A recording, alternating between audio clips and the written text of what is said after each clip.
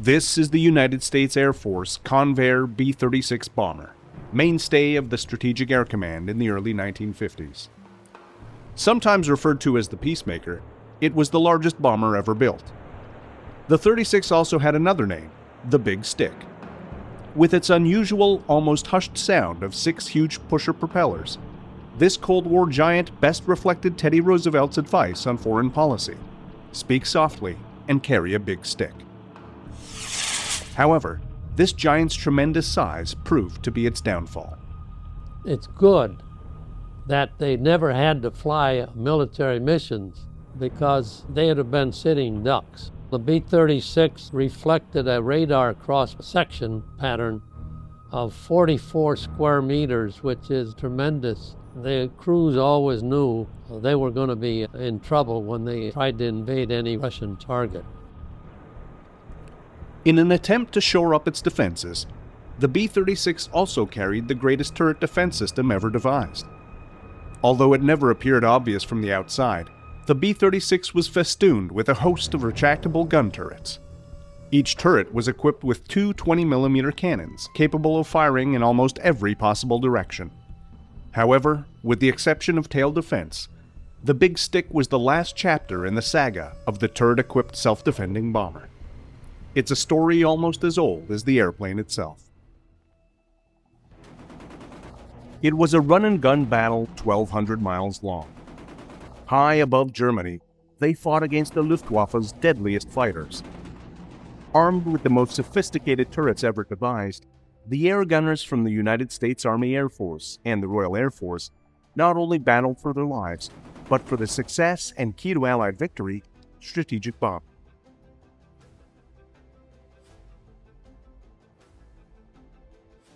Born above the trenches of World War I, the air gunner was a new type of warrior. Armed with 1 or 2 machine guns, it was his job to battle all incoming enemy fighters. It was a daunting task. Sub-zero temperatures, turbulence, and icy slipstream winds made aiming very difficult. The results were often discouraging, but the belief in the self-defending bomber was firmly entrenched. By the 1930s, the first turret-armed bombers began to appear.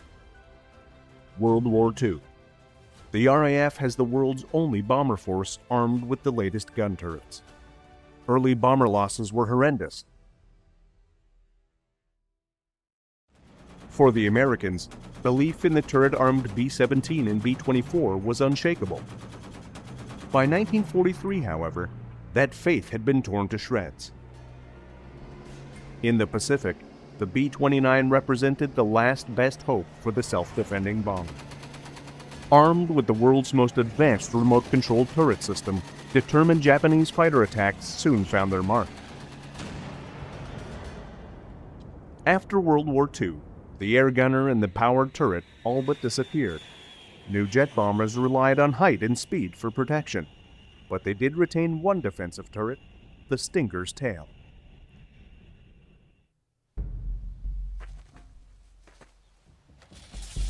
Just 8 years after the Wright brothers first took flight, the air gunner was born. June 7, 1910. 2 men flying a Model B Wright Flyer fire a Lewis machine gun while airborne. For Lieutenant Thomas DeWitt Milling and Charles de F. Chandler, it was a straightforward experiment.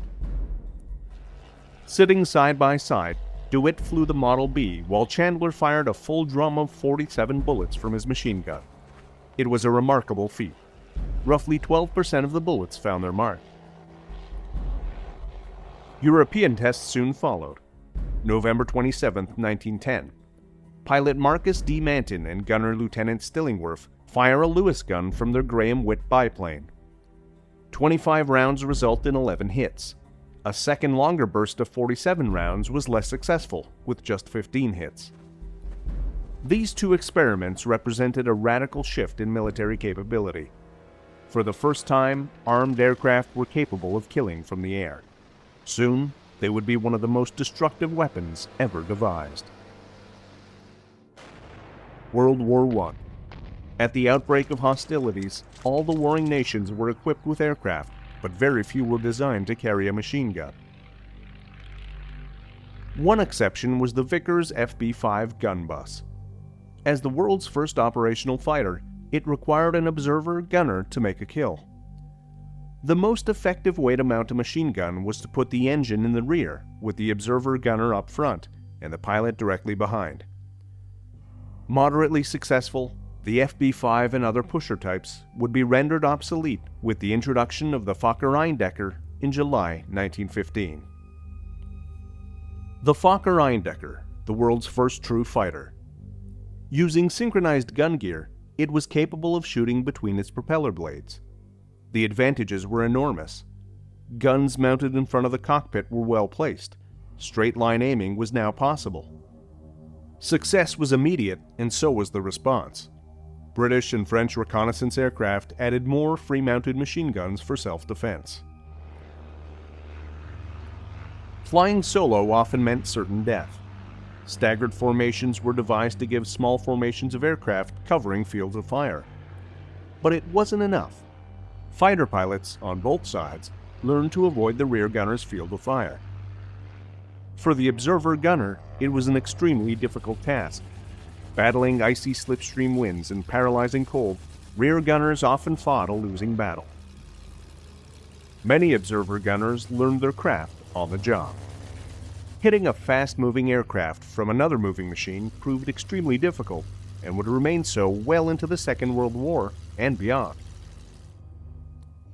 By 1915, the Royal Flying Corps realized a new training program was needed. New qualifications were laid down. New observer gunners were now capable of not only defending their aircraft, but were trained to use cameras, send wireless messages, and direct accurate artillery barrages. By 1917, the pusher had all but disappeared, replaced by the more efficient tractor type. One of the best two-seaters was the Bristol F-2B fighter. Nicknamed the King of the Two-Seaters, it quickly became one of the most successful fighters of the war. With a forward-firing machine gun and two in the rear, the F-2B had an extremely effective 1-2 punch. 126 observer gunners alone claimed ace status while flying in the F-2B. As the war progressed, new and larger bombers entered service. The de Havilland DH-4 day bomber, the Handley Page O-100 heavy bomber, and the giant Zeppelin Staaken 4-engine heavy. All had multiple gunners, but it was never enough when faced with a determined fighter opposition. By war's end, the observer air gunner's role and equipment remained relatively unchanged. The gunner's cockpit was still open to the elements. Oxygen was still experimental. The rifle-caliber machine gun was still in use, and protective clothing consisted of layers of leather, fur, and canvas. 20 years later, early Second World War air gunners faced some of the same problems, but help was on the way. The impact of the airplane on the World War I battlefield was minimal. What did emerge was the vital role of the air gunner and the influence it would have on any future bomber design. The German bombing of London during the First World War introduced a new kind of warfare: strategic bombing. Men like U.S. Brigadier General Mitchell and Britain's Chief of Air Staff, Major General Sir Hugh Trenchard, firmly believed the best defense against any attack was to bomb the aggressor's capacity to wage war, destroy his factories and cities, and peace would soon follow. Theory, however, was far from reality. In June 1930, the Handley Page Hayford was the RAF's most advanced bomber. A fabric-covered biplane, the Hayford's performance and bomb load was pitiful. A new type of bomber was needed. In 1932, the Glenn L. Martin Aircraft Company introduced the revolutionary Martin B-10 monoplane bomber. When the Martin B-10 bomber was introduced in 1932, it revolutionized bomber design. It was an all-metal monoplane bomber, tractable landing gear, variable pitch propellers. It had enclosed cockpit for the pilot, and the first turret mounted on the nose. Now, it wasn't powered, but it was manually operated and gave the gunner full enclosure from which to operate. It had a high speed, about 215 miles an hour. So at the time, it was faster than the leading fighters in the world. And that just reinforced the proponents of the bomber that the bomber would always get through. With its speed, the fighters couldn't catch it. With its armament, even those fighters that did get close to it would be shot down, and the bomber would get to its target. Across the Atlantic, the RAF introduced the Boulton-Paul Overstrand bomber, equipped with the world's first powered turret. Mounted on the nose, it was a major step forward and received worldwide attention. For gunners, it was a marvel.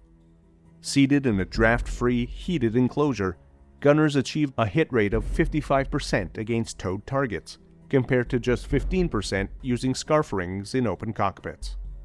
But it was far from perfect. Powered by compressed air, it had a slow rate of rotation and could only defend the bomber from head-on attacks. To solve the problem of turret propulsion, the British turned to a French design that combined electrics and hydraulics. The self-contained hydraulic generator, powered by an electric motor, was confined to the rotating portion of the turret. As a self-contained unit, it provided the gunner with a comfortable seat and sealed gun apertures. Remarkably, the French aircraft industry and government were not interested in the design. Britain was more than happy to acquire the license for the turret and quickly instructed their firms to produce competing designs. Bristol, Frazer-Nash, and Boulton-Paul all responded with new powered turrets. Surprisingly, Germany's aircraft rearmament program in the 1930s did not include powered turrets. Major advances in airframe and power plant development produced bombers like the Heinkel HE-111, Junkers Ju-87, and the multi-role Junkers Ju-88. The Germans believed that speed, altitude, and handheld rifle caliber machine guns would defeat any fighter attack. The Junkers Ju-86, the Luftwaffe's first monoplane bomber. Introduced in 1934, the Ju-86 incorporated a number of new self-defense innovations. The nose was fully enclosed with a manually manipulated front turret. A retractable dustbin turret provided lower defense, and the dorsal position was partially enclosed. Just as the new monoplane bombers began to enter service, a new and bold aerial experiment began to unfold over the skies of Spain. In 1936, Spain erupts into a savage civil war. Both sides received the latest fighters and bombers from major powers, eager to test their aircraft and tactics. During the Spanish Civil War, the Germans and the Italians and the Soviets had a great testbed for their latest designs. The Germans introduced the Heinkel HE-111 and the Dornier Do-17 bomber, while the Italians introduced the SM-79 three-engine bomber. Now, all these bombers were monoplane. The German bombers were all metal, quite fast, and armed with handheld machine guns and no turrets. Early versions of the German Heinkel HE-111 proved extremely effective. Sleek and fast, the all-metal HE-111 only reinforced what many already believed. A fast, well-defended bomber would be immune from fighter interception. Bombers like the HE-111, the Dornier Do-17, and the Italian SM-79 were difficult to intercept and shoot down.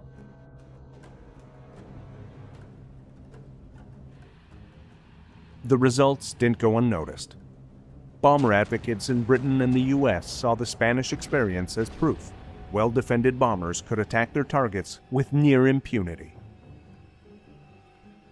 But there was a major flaw. Fighter interception during the Spanish Civil War was rudimentary. There was no radar, with both sides relying on ground observers to spot incoming raids. Fabric-covered biplane fighters like the Fiat CR-32 and Polikarpov I-15 found it difficult to reach the high-flying monoplane bombers. Now, one of the key things you have to remember about bombers and fighters is interception. For a fighter to intercept a bomber, it had to have a lot of lead time. You had to know the bomber force was coming. The fighter had to climb to altitude and get into position to shoot the bomber down. Now, in order to do that, the folks on the ground had to know the speed of the bombers, the height of the bombers. So for a fighter to get off the ground, climb to altitude, and reach a bomber formation was extremely difficult, especially in the Spanish Civil War. There was no radar, and the warning for bomber raids were visual. So by the time a visual sighting was made and interceptors took off, the bombers were well on their way home. The other problem was the fighters, their speed, comparison to the bombers, was sometimes slower. So in order for them to intercept, they had to get up to height and be above the bombers and dive on the bombers in order to intercept. So for the Germans and the Italians, the lessons they learned from the Spanish Civil War was that their fast bombers armed with handheld machine guns were enough to get to the target and bomb the target. The lessons learned in Spain would have a direct effect on the use of air power at the outbreak of World War II and beyond. In the United States, turret development before 1939 was slow to non-existent. Even the famous B-17, when it first appeared, did not have powered turrets. American attitudes at the time considered turrets to be too heavy and too complicated. September 1939, the German Blitzkrieg begins. The Royal Air Force has the only strategic bomber force equipped with the most advanced turrets in the world. Bombers like the Vickers-Wellington and Armstrong-Whitworth-Whiteley are equipped with nose and tail Fraser-Nash powered turrets. The Bristol Blenheim had the Bristol Mark V center turret. With just 5 squadrons of Wellingtons and 9 with the Whitley, it's hardly a strategic force. Many believed, however, that the bomber, armed with powered turrets, would always get through. A belief that was based on nothing but faith, political expediency, and fear. The British also developed the world's first powered turret fighters, the Boulton-Paul Defiant and Blackburn Rock. Both were 2-seat single-engine fighters with no guns in the wings. The Defiant and Rock were never designed to engage other enemy fighters. Their sole purpose was to shoot down unescorted enemy bombers using their powered turrets. Both aircraft never got the chance. Against enemy fighters, both the Rock and Defiant suffered heavy losses. It rather looked like a Hurricane, and they were going to fit a turret on this fighter and mix it with gaggles of Hurricanes, hoping that it would surprise their enemy fighters. Indeed, initially that was true, but it didn't take them long to twig this, and they also twigged that it had no forward-firing armament. So it was a very short period of, if you like, success. Air gunner training at the beginning of the war was in many ways a rudimentary affair. Armed with a 12-gauge shotgun, a gunner manipulates his Fraser-Nash FN-5 turret. Clay pigeons are used to sharpen the gunner's aim and fine-tune his turret manipulation skills. But just how effective were these early turrets? In terms of the efficiency or the effectiveness of the turrets, the early turrets especially, they were really calibrated for aircraft that were possibly slower than the ones that they were actually intercepting. It was new to them as well. It's really new technology. You've got rifle caliber machine guns that are supposed to give an effective spray to hit an aircraft that is now approaching at probably over 270, 300 knots, especially in a head-on, which is going to be much more than that. They were also moving towards more of an optical arrangement for targeting, so their aiming was different as well. And they're moving from training gunners in Virginias and Hawker Harts and Hawker Demons to all of a sudden be in closed turrets. That in itself, with the fogging and all the other things. The efficiency of the early turrets, it's difficult to assess. The RAF and United States Army Air Force both believed in the dominance of the bomber. They also believed that with enough defensive armament, bombers in tight formation could fight off any fighter attack, strike a target, and return to base. Early results were not promising. Raids on German naval targets by Blenheims and Hamptons suffered heavy losses. Poor formation keeping and inadequate defensive firepower were to blame. December 18, 1939. 24 RAF Wellingtons target German warships off Wilhelmshaven. The weather is perfect. From 70 miles away, an experimental German Freya radar station detects the inbound formation. Fighters are scrambled. The Fraser-Nash turrets, armed with just two 303-inch caliber machine guns, are not enough. Cannon-armed BF-109s and ME-110s rip the Wellington formation apart, shooting down 12 over the target. 6 more crash land after reaching the English coast. It's a devastating blow. Further losses during the battles for Norway and Denmark in April of 1940 forced Bomber Command's hand. With few options and no long-range escort fighters, RAF Bomber Command changes tactics and turns to night bombing.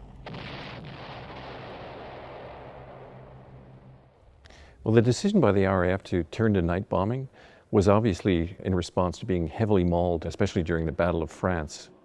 Some of their light bombers were really decimated.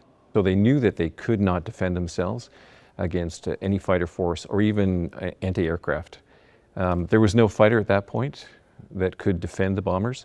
But it was an interesting decision because with the accuracy of bombing at that time, night bombing increased the level of inaccuracies, if you will. Getting close to the target at that point was probably 30 miles from the target. Whereas when we go later into the war with radar, they're bombing within feet with their precision bombing. But it was an interesting decision, but I think it was really precipitated upon the fact that they had developed fighters that weren't escort fighters, they were interceptors, and they were turning to strategic bombing, which was not the same way that it was in 1918 when they had first started it. The Boeing B-17. No other aircraft represented the idea of the self-defending bomber better than the mighty B-17. July 28, 1935, Seattle, Washington. The Boeing Model 299 takes flight. Bristling with multiple machine guns, the Seattle Times dubs the new bomber the Flying Fortress. The YB-17 would follow with the B-17B and C model entering service in 1937. From this point forward, the B-17, along with the consolidated B-24, were central to the development of both strategic bombing and the powered turret. The first B-17 to see combat belonged to the RAF's No. 90 Squadron. Equipped with the B-17C, operations began in July of 1941. The British were eager to test the B-17's high-altitude performance and defensive armament. Hardly a fortress, the B-17C was far from combat ready.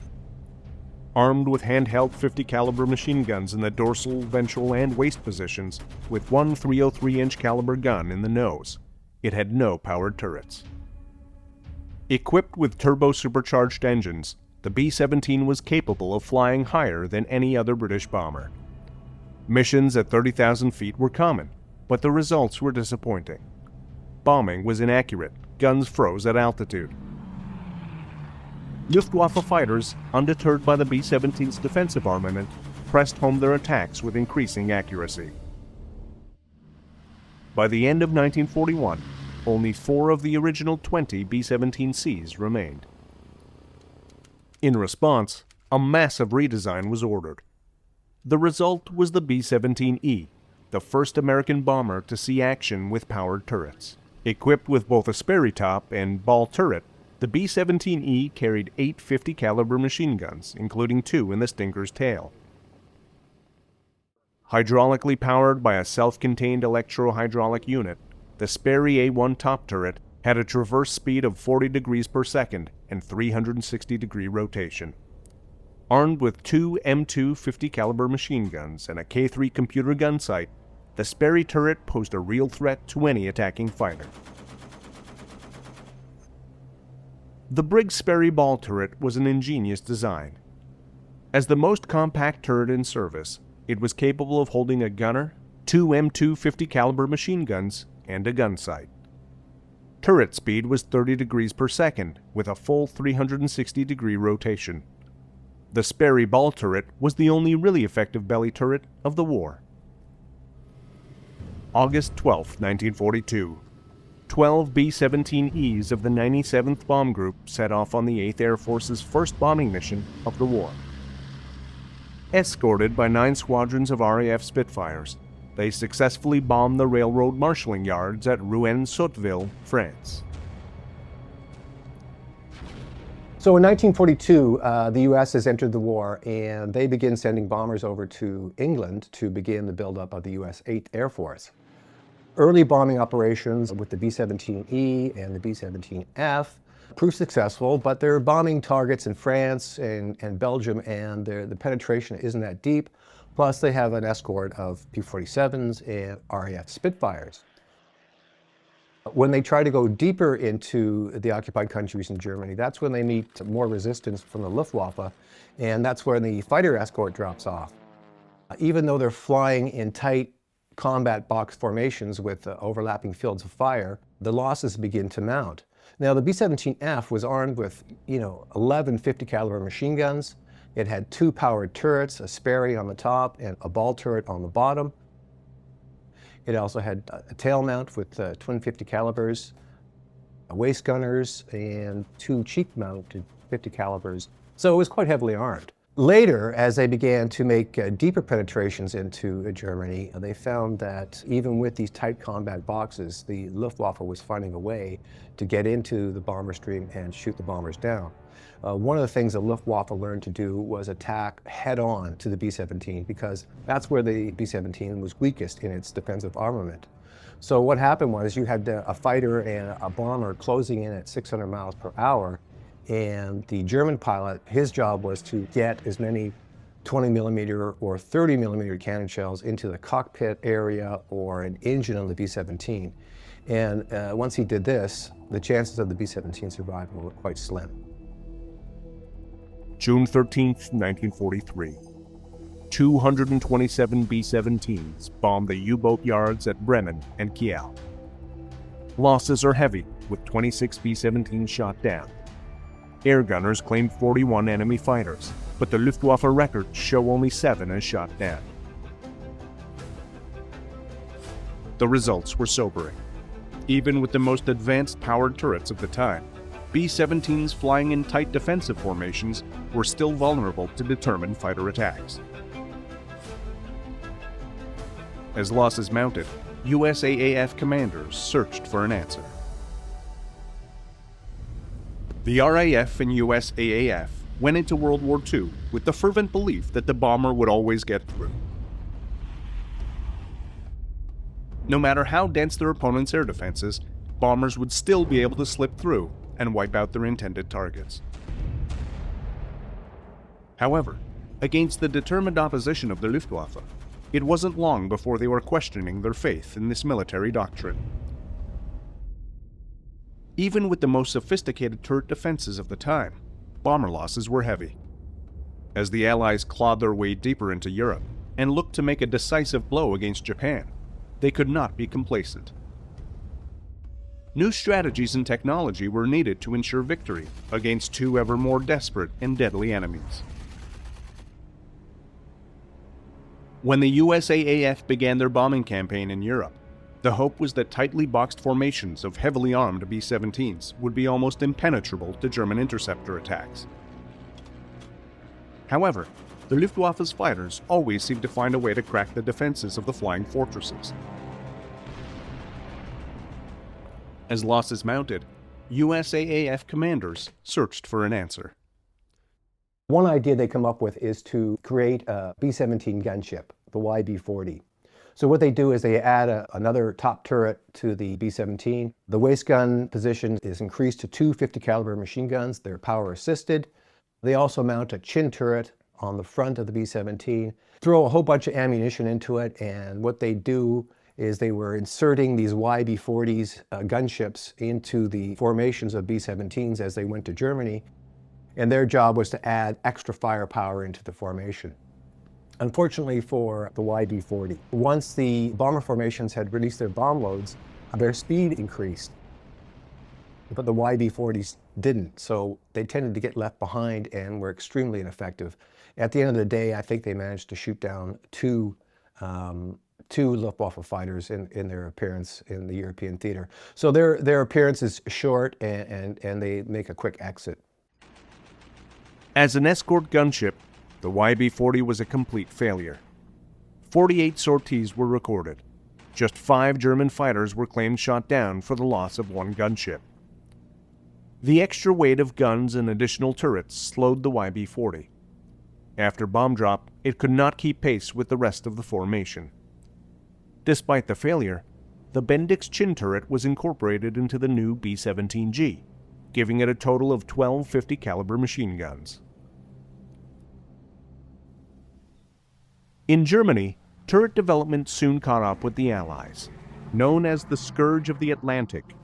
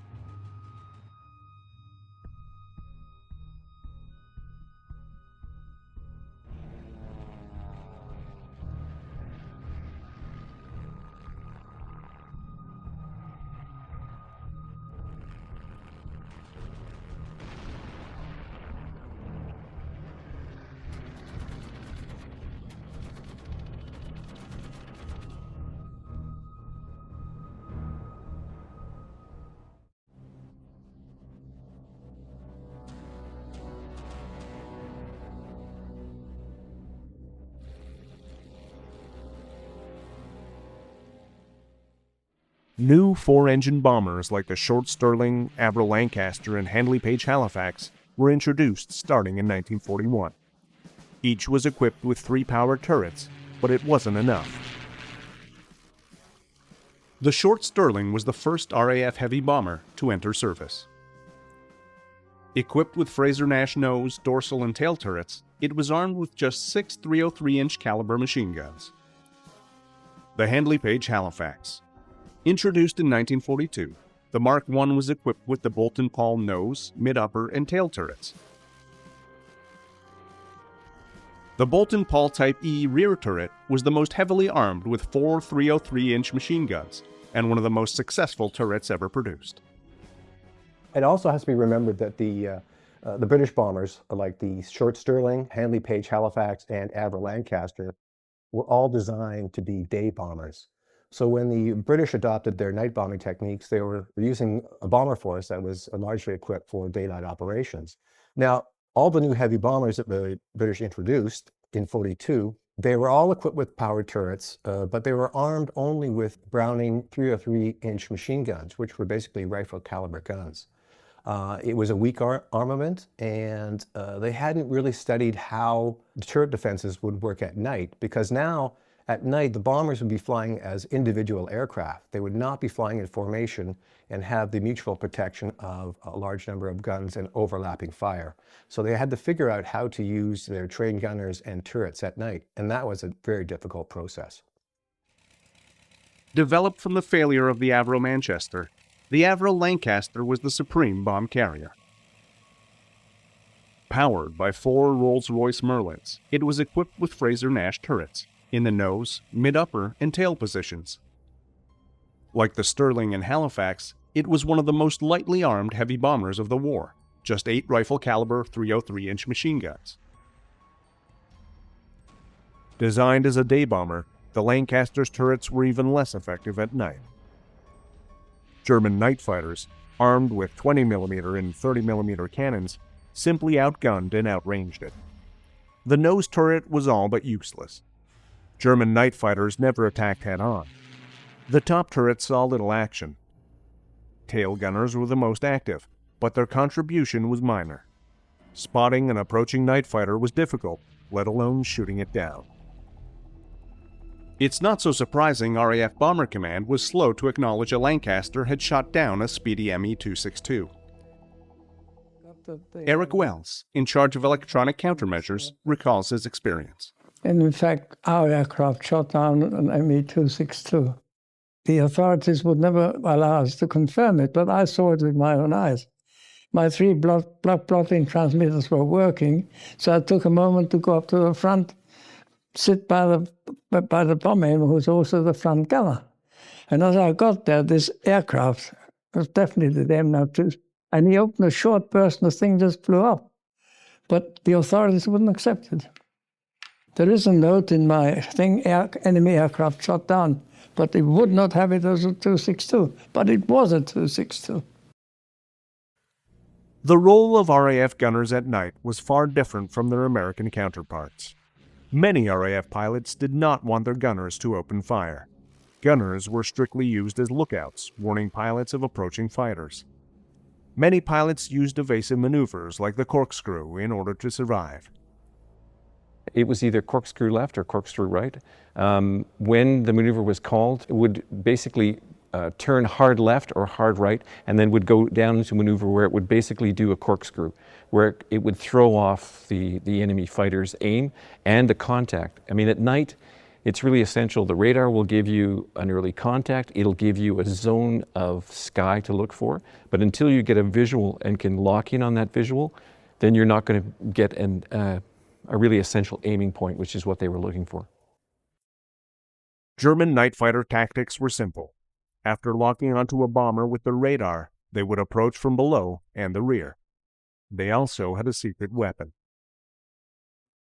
The Heinkel 219, one of the very innovative and successful features it had was Schräge This was a system whereby on top of the cockpit, just between the 2 crew, were 2 30mm cannon inclined forward at an angle of 60 degrees. With Schweigmusik, you just flew under the aircraft, identified it.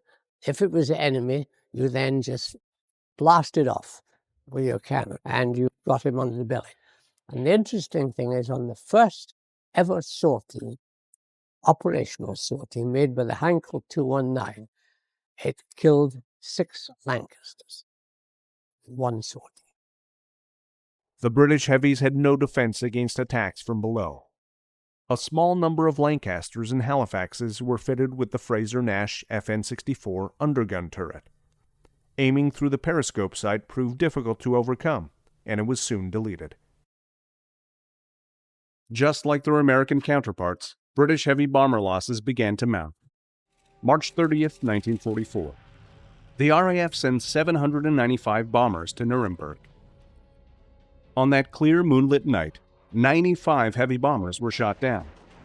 For RAF Bomber Command, it's a complete disaster. Unable to defend themselves, the RAF's heavy bombers were at a clear disadvantage. Even before the Nuremberg raid, RAF loss rates were climbing steadily. To help defend the bombers, the RAF formed a top-secret electronics countermeasure unit. Known as No. 100 Group, its job was to disrupt and jam German radar and night fighter communications. What the turrets couldn't do, they would, with powerful airborne jammers. Flying high above the main bomber stream, specially modified Lancasters pumped out a constant stream of electronic noise. Some of the Lancasters also carried German-speaking personnel. Their job was to tune into Luftwaffe night fighter radio frequencies and give false and misleading instructions. The RAF Lancaster had a normal crew of 7, but the special operator, as we were known as the ABC operator, we were number 8.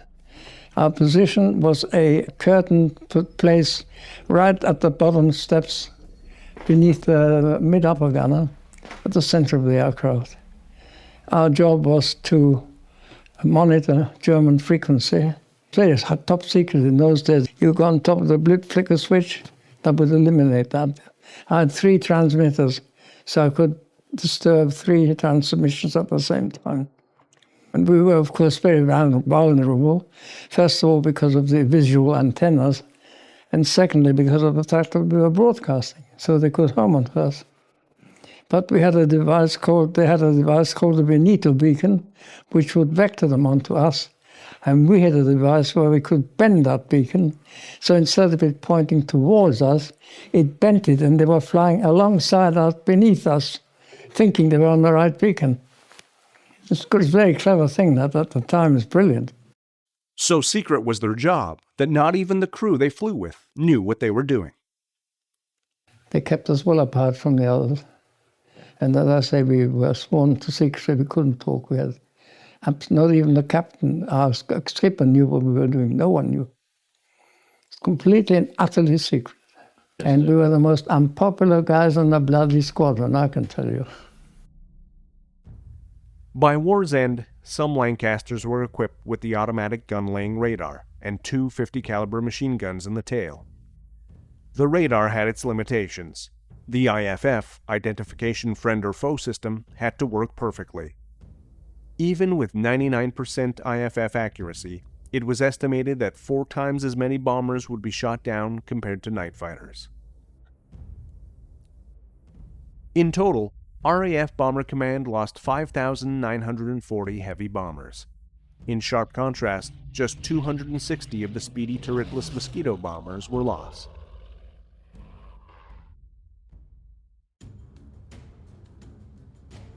The Boeing B-29 Superfortress, the ultimate expression of the self-defending bomber. The B-29 was a marvel of technology. Fully pressurized, it could fly over 3,000 miles and carry up to 20,000 pounds of bombs. Its most unique feature was the revolutionary General Electric remote-controlled turret system. Gunners no longer had to strap themselves into cold, cramped turrets. Equipped with 4 remote-controlled turrets and a gunner in the tail, the B-29 bristled with 12 50-caliber machine guns. There were 4 assigned gunners. 3 manned their turrets from the pressurized position just aft of the wing. The upper and 2 side blister gunners controlled the upper aft turrets and lower rear turret. The bombardier or navigator controlled the front, top, and lower turrets. The tail gunner operated his alone. Designed to allow one gunner to control 2 turrets at once, it doubled his firepower at the flick of a switch.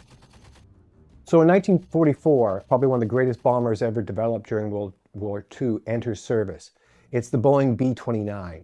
It's streamlined, it's fast, it has great high-altitude performance, it has a Norden bomb sight, but it's also equipped with the world's first remote-controlled turret system.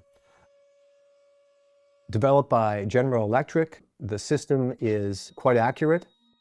Each turret is controlled by an analog computer, and what the computer does is it takes care of speed, bullet drop, humidity, temperature, and lead. So the gunner in the B-29 does not have to worry about all those things.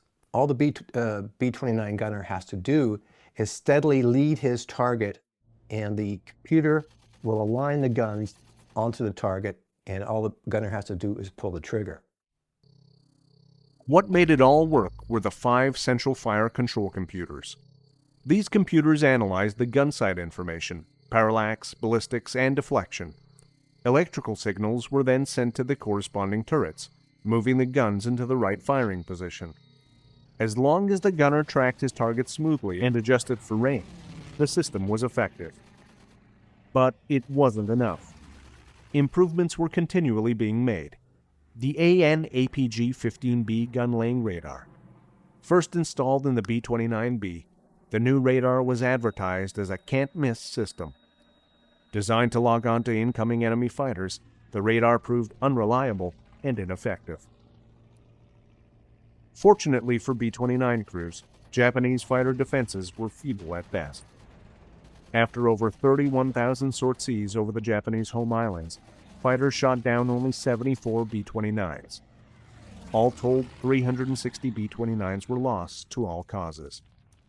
As effective as the turret system was on the B-29, like the Germans, the Japanese were quick to adopt and discover one of the weaknesses in the B-29, which again was head-on attack.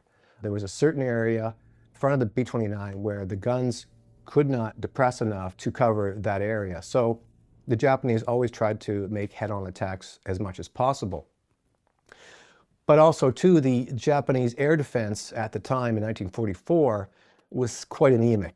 They didn't have a lot of fighters, they didn't have a lot of well-trained crews, and at the height the B-29s flew, the performance of their fighters at high altitude was extremely poor.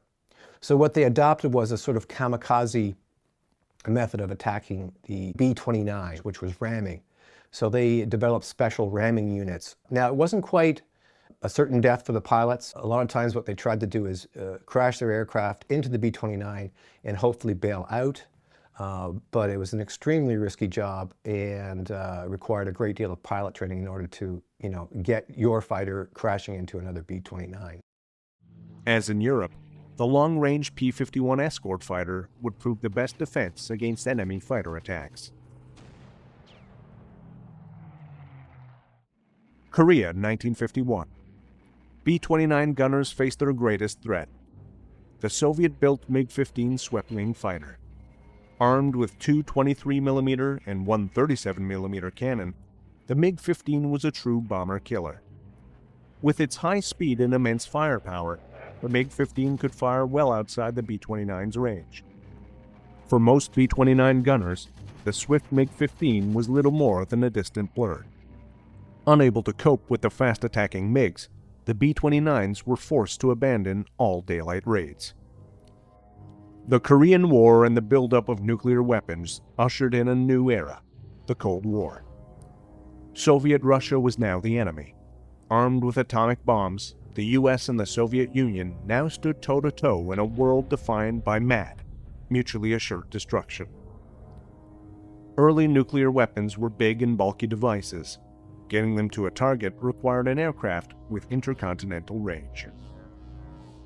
Enter the Convair B-36. Designed to bomb Germany from the U.S., the B-36 continued the false belief in the self-defending bomber. The B-36 was a behemoth, a wingspan of 230 feet with 6 3,000-horsepower radial engines. Armed with 16 20mm cannon and 8 remote-controlled turrets, the B-36 was the most heavily armed strategic bomber ever produced. The turrets, however, proved problematic. Recoil vibration affected the electrical wiring. Vacuum tubes were jarred loose, causing some electronics to malfunction. Even with its powered turrets, the B-36's ability to defend itself was still an issue. Several parasite fighter concepts were tried, including a trapeze-mounted fighter in the bomb bay and wingtip-mounted RF-84Fs. The concept met with limited success and was soon abandoned. At the same time that the Air Force was developing the monster-sized B-36, they were also looking into a much smaller and cheaper bomber, and one with advanced turrets of its own. At the end of World War II, Douglas created prototypes for an innovative experimental bomber, the XB-42, also known as the Mixmaster. This was a pusher aircraft with 2 engines in the fuselage, driving a pair of contra-rotating propellers in the tail. Placing the props in the tail not only produced a more aerodynamic design, it also left room in the wings for rear-firing retractable machine gun turrets.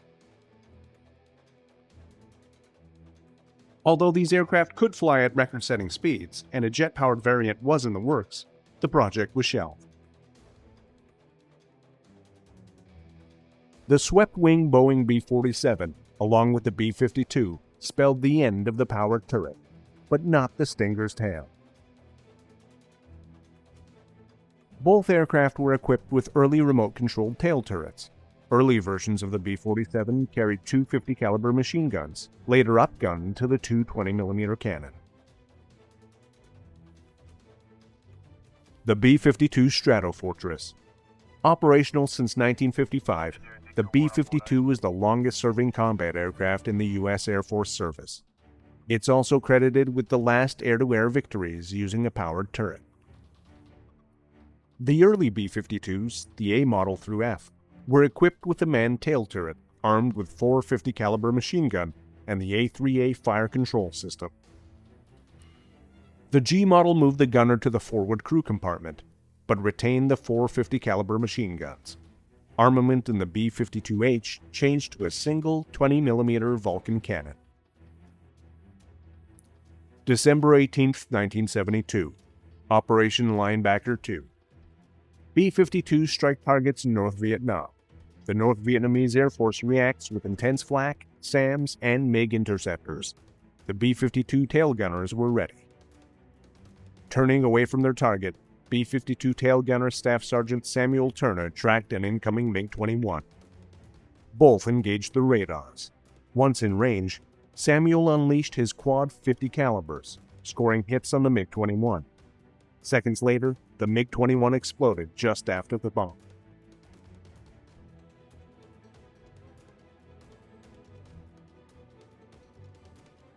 Class Albert Moore claimed another MiG-21.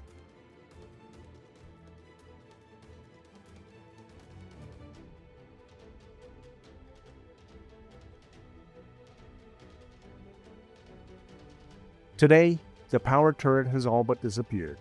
There are, however, a few bombers that still have the Stinger's tail. The Tupolev Tu-95 Bear. Like the B-52, the Tu-95 is a Cold War classic.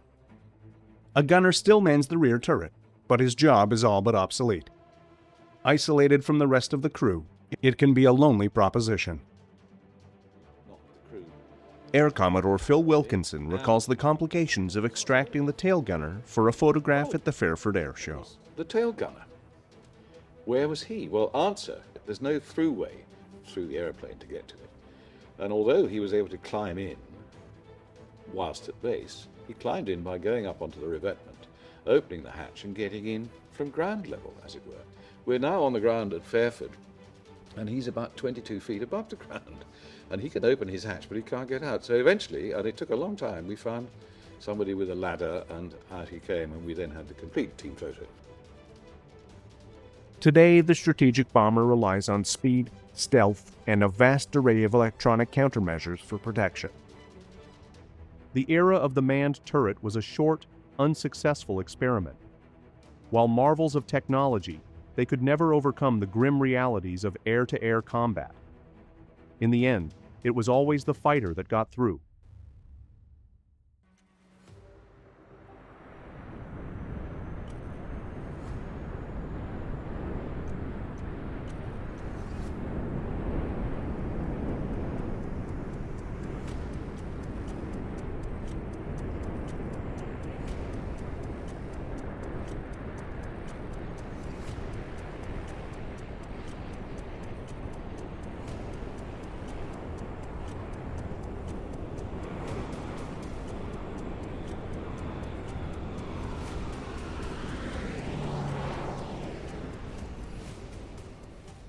When I arrived in Moscow in the first week of January 1993, as we came out of the cloud, I was entering that foreign hostile territory that I'd been trained to operate against for the past 35 years.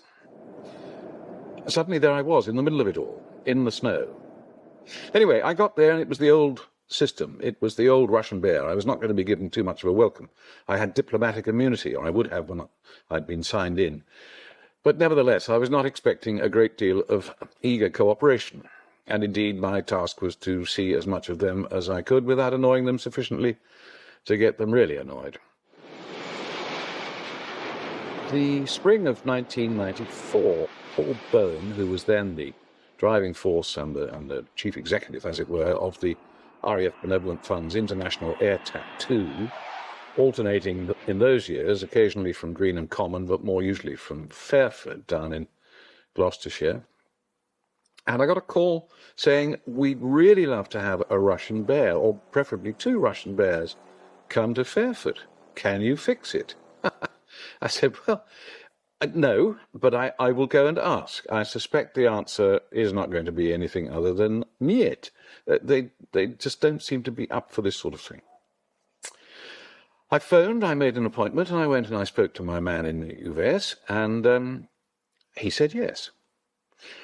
I said, can I just have that absolutely certainly? There will be no objection to a pair of Russian aircraft going to an air display in England in the summer of this year.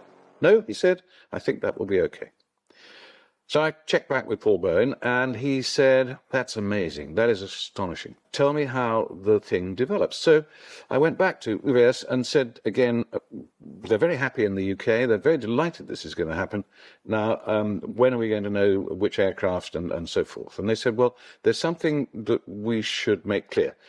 We will obviously have to support these aircraft because they're going to be away from base in a foreign setting. And so we've got a support team, and here's the list. And he handed me a list which ran to, I think, 3 pages. There were 76 names on it. They contained the 2 crews, 13 in each aircraft. And then, I think that's 26, another 50, nearly all of whom were colonels or above of the Russian Air Force and the Russian Naval Air Service. There were a couple of warrant officers and there were some majors, but effectively it was a bunch of boys out for a good trip. They would all be travelling in an Ilyushin 76, Candid, and all 3 aircraft would be expected to have full refuelling facilities and full tanks before they left the UK, and they would obviously wish for appropriate accommodation, hotel accommodation, and given the current situation, they'd really rather like some spending money for these individuals. So I went back and phoned Paul and said, are you ready for this? I don't know what the fuel capacity is of a bear, but you're going to have to fill 2 of them up, and if you want one of them to fly, you'll obviously have to fill it each time it does its display, and we'll have a Candid, and then we've got 76 people who want hotel accommodation, entertainment, and money to spend. And he said, yeah, it'll be okay. So I went back again and said to the Russians, that's fine, it's all agreed, accepted, I've got the list, and I will be sending it to the authorities in the UK so they know who they will have to take in clearance terms, Russian embassy, so forth. Then I had a call from Paul Bowen and said, hey, this is fantastic, and I've got an idea, I want central TV to send a crew out, probably just a director and a cameraman. But I think we ought to be able to film this from the whole start point in Russia to the arrival in Fairford, displaying in Fairford and going away. I said, well, I can ask. He said, well, could you make sure that the request includes the cameraman flying in the Bear? I said, no, Paul. Well, yes, all right, I'll ask. And I went back to my friend in UAS and I said, right, this is the sketch. They would like a camera team, or a television team with a cameraman to come over and film the expedition, and indeed to film from inside one of the operational aircraft. That's okay, said the Russian, and I was stupefied by this. But I had the presence of mind to say at that stage, well, in that case, since these Russian aircraft will be going as a gaggle of three into British airspace and so forth, and now you've got a British cameraman and so on crawling around the bottom of one of the aircraft, I think you ought to have me on board as a sort of on-board interpreter. You know, air traffic control procedures, air traffic language. There's got to be some guarantee that it'll all be understood and responded to properly. Yeah, okay. So all of a sudden, from what I thought was a complete no chance, we now have 3 aeroplanes, 2 operational Bears, a Candid full of generals and admirals, a TV crew on board one of them, and me alongside as well. And that's exactly what happened. The Russian main airfield outside Moscow, military airfield, Chkalovsky, I rendezvoused with the TV team. We then went out there and we rendezvoused with the Candid load. We clambered on board the Candid and flew up to the naval main station in Kaliningrad, in the enclave on the Baltic shore there. We landed, parked the aircraft. The Bears were already there. The naval aviation one was on its home base. The Russian Air Force one had flown up from somewhere in the south.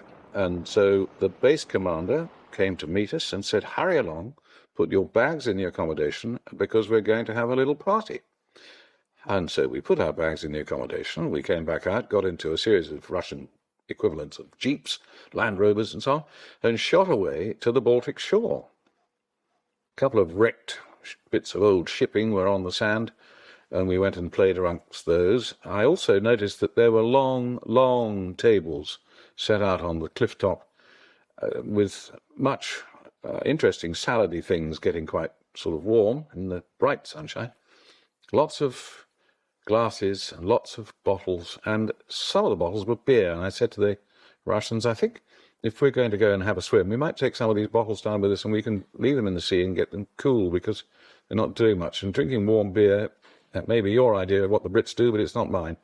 So, in fact, we carried a couple of cases of beer down. We had a good swim and we put the beer in to get it cool, and we came back up.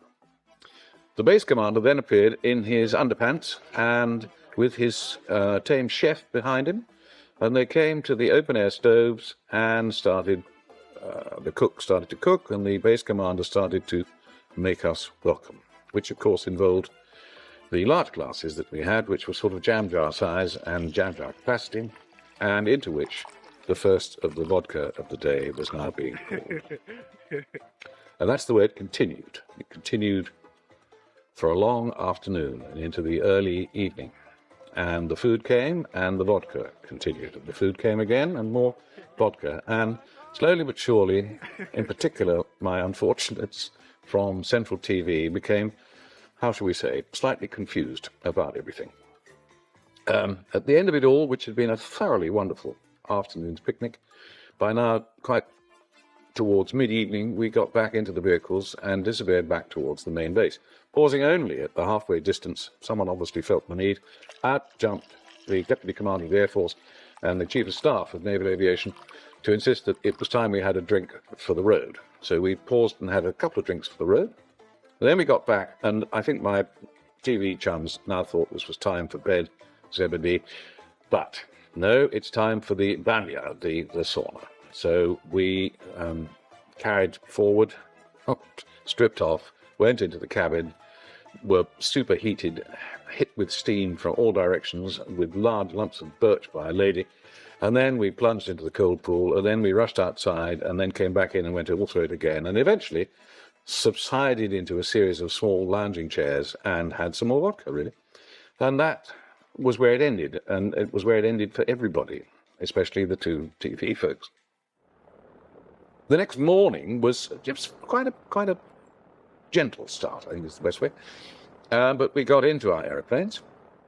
I clambered up into the Navy Bear, the Tupolev 142, and I looked around for where the television chaps were, and they said, no, they're going to travel in the Candid, in the glazed nose of the Candid, and then they'll be able to film the whole thing, and we know we're going to be intercepted by everybody, any dog, as we go through the Baltic and out into the North Sea.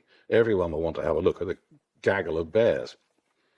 So they'll travel in the Candid, at which stage I got into my seat halfway down the back on the left side of the airplane. It was interesting. They started all the engines and then shut down the two inboards and taxied on the outboard engines. We taxied quite fast and got ahead of the Air Force version and got airborne and turned left heading for UK. And I said, you know, aren't we waiting for the system to gather us all together? And they said, no, we're off now, we're going. I said, fine. And looking down, I could see the Air Force version just getting onto the runway, and the Candid probably not even started its engines at that stage. And they never did catch up. So there never was a central TV documentary film made of the flight of the Bear, which was a shame. On the other hand, it meant that I didn't have to give my attention to translating for their directorial announcements and so on from their filming position, because they weren't there. I was impressed to see how well they did work as a crew, and I noticed how much of a sort of challenge and response, an exchange of words and music went on as they got this gigantic set of engines going at the start. Bit of a laborious process. It wasn't just master switch on, press the button and go. It took a little time. An extraordinarily versatile aeroplane. Its variety of weapon systems, anti-shipping, anti-submarine, anti-radar, just basic long-range bombing missions, long-range surveillance missions, and long-range is a feature. I mean, they used to fly to Cuba via Iceland with no stops on the way. I mean, they were quite capable of gigantic journeys. The Poles came up and had a look, the Germans came and had a look, the Danes, the Norwegians, and then we got through the Baltic and out the other side. And the next thing we saw was a gaggle of tornadoes, F-3s, came in. And there's an awful lot of photographs of tornadoes intercepting bears and lightnings intercepting bears and so on. And there's always, you know, someone's Air Force wall has always got, there's me with the bear, you know, and in my tornado or whatever. Well, I took pictures from the inside of the bear, and I was able to present at least two of the pilots with a picture of them seen from the other side. So the tornado looking along the wing and down past those gigantic contra-rotating propellers, there are tornadoes stuck in on the wing. There was a great atmosphere of a great crew working together atmosphere.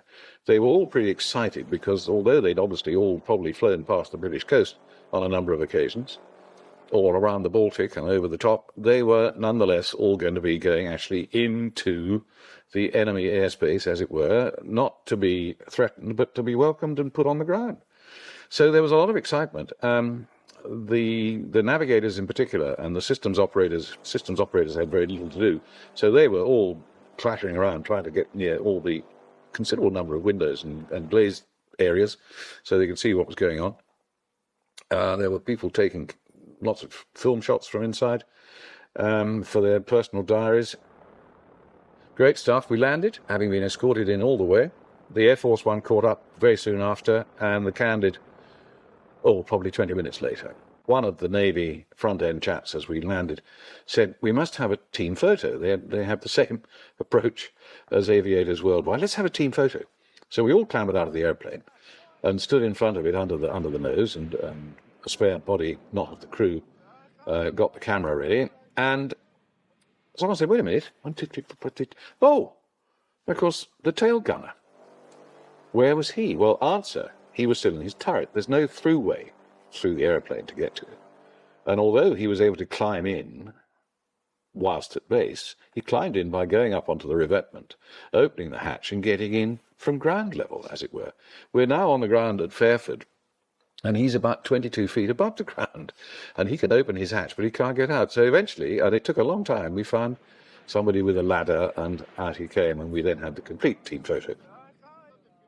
Then we had a week of looking after the Russians on the loose in England with entertainment money in their pockets. There was some highlights, some of which are probably best left discreetly to one side, but both crews were surprised to find them being the centre of attention. The King of Jordan, King Hussein at the time, came to visit, a great enthusiast for aviation, always has been, and he was taken up inside our Bear and sat at the controls and had a good time. He and Queen Noor were introduced to the crew. Another visitor was coming the following day, and it was scheduled to be also a visit to the naval aircraft because the Air Force One was going to be the one that did the daily display. So we were going to be on show on the ground. Interestingly parked between a B-52 and a B-1. And there was a lot of interplay between the crews of those two, who I don't think had ever received Russian admirals on board their aircraft before, nor, I think, had the Russians received a B-1 colonel before on board. But that's another piece of the story. But one lovely morning, the Russian Navy crew had been slightly over-refreshed and were a bit late on parade. They came galloping up, but too late for the visitor, who was, in fact, His Royal Highness Prince Michael of Kent, who many years back I knew was working in the Defence Intelligence Staff when I was, and he was learning Russian at the time. And, of course, if you've seen Prince Michael of Kent, you'll know that he looks just like the last Tsar, Nicholas II. He is a dead ringer for the Tsar. And so when this Navy crew came galloping up, they formed up at the bottom of the steps of the aircraft, knowing there was a VIP on board. And when he came down and walked towards them and addressed them in Russian, you could see their little brains were in turmoil. What on earth's going on? What is this? I'm not sure that there is a Russian candid camera, or you've been framed, but they were convinced there was some grotesque joke going on. It's wonderful, absolutely marvellous. The long and the short of it was that we wrapped up at the end of a week, because we'd arrived 2 days before the weekend of shows, and we left after the shows were all over. And my last memory, and probably the last memory that the receiving British will retain, is that our accommodation was in the Bear Hotel. Nearly all of us were in the Bear Hotel in Hungerford. And the last morning, breakfast was being served at the usual pace and with the usual contents. Russians rather enjoyed the full English. They thought that was a good idea. But their own stockkeeping and logistics management had gone to pot, and they'd got no vodka. So they needed some vodka to help the breakfast down. That's the sort of thing you do. And so the Bear Hotel at Hungerford, the hotel manager, I still don't know that he was really feeling that he could do it, but he was asked if he could serve some ice-cold vodka with breakfast, if you don't mind. He eventually did, and that was fine, and we then proceeded. I have to say, I'll be quite fair here, that the up-front operating members of the crew were not drinking vodka at breakfast time. Some of those further down the back were, however, and enjoying it. But we clambered back into the air and went off and did the return journey. It was about a 3-hour sortie, just short of 3 hours. And we were again escorted, some lovely pictures of tornadoes out on the wing and others coming in. One of the non-operating accompanying fellows blagged his way onto our aeroplane on the way back. He wanted to get back faster than the gaggle who were coming home in the Candid. So he hitched a ride with us, and all the rest were in standard sort of grow-bag green, rather like our flying suits. Not a great deal of difference there. He was in a lightweight blue one, and I said, that's very smart. And he was sitting on the floor beside me. He was one of those who had breakfast with vodka, and he'd found a bottle in his bag, and he was now having some more. So until he became totally incoherent, I asked him a number of questions, and he was tear-stained, because I said, why have you got this lightweight blue suit? He said, that's what we always wore when we went to Cuba.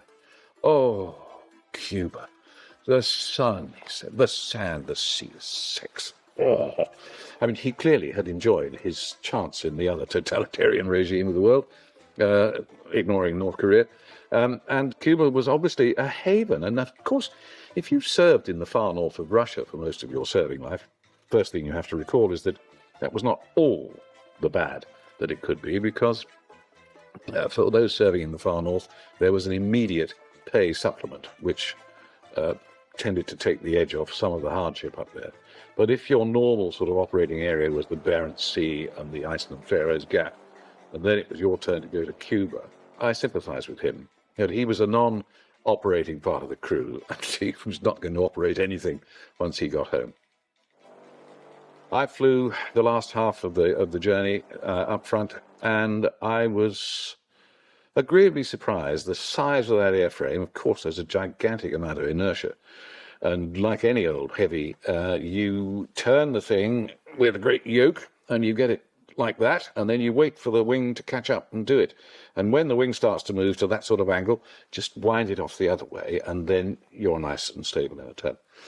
Down the slope into Kaliningrad, easily managed, quite extraordinary. Throttle handling and all the rest, even with all those peculiar engines out on the wing, which I'd never flown with before. I'd flown piston engine only, or jet only, but turboprop, no, and responses and so on I wasn't sure of. But it did what it was asked to, and putting it on the ground on the numbers, I have to say, at the risk of being laughed to scorn, was straightforward. There must be rather more to it than simply that, because the Navy pilot next to me was very quick to take control of it. So I suspect the braking and other ground handling aspects of the airplane are a bit more of a challenge, because it is a big one and a heavy one. But it was a great trip. It showed the aircraft off well. It certainly achieved something I thought was never going to be achieved. And in fact, since then, there have been bears going into Barksdale in Arkansas, in the US and other places. It was a bit of a first. It was certainly a first to have the Navy and the Air Force One together side by side in the UK. And as such, I'm thrilled to bits. It was at a sort of high spot of Russian cooperation. So an extraordinary experience, one that I could go on describing for a long time. I think the impact, the whole essence of the flight was that it was so unusual and so unexpected. I was thunderstruck.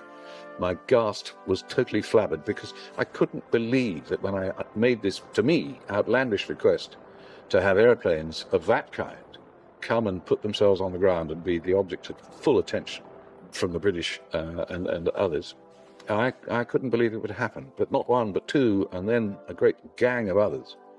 It was a huge triumph.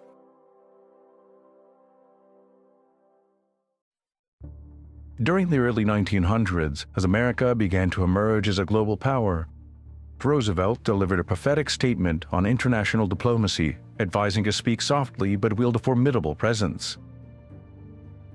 50 years later, amid the United States' role as the foremost defender against communism, its formidable tool was undoubtedly the Convair B-36, a long-range bomber. Although this immense aircraft served predominantly throughout the 1950s, its origins can be traced back to before America's entry into the Second World War. The B-36 earned itself the unofficial title of Peacemaker. By 1941, the United States Army Air Force had two effective heavy bombers in its arsenal. One was the renowned B-17, crafted by the Boeing Company. This exceptional four-engine aircraft played a crucial role throughout the war, with later heavily armed versions aptly dubbed the Flying Fortresses.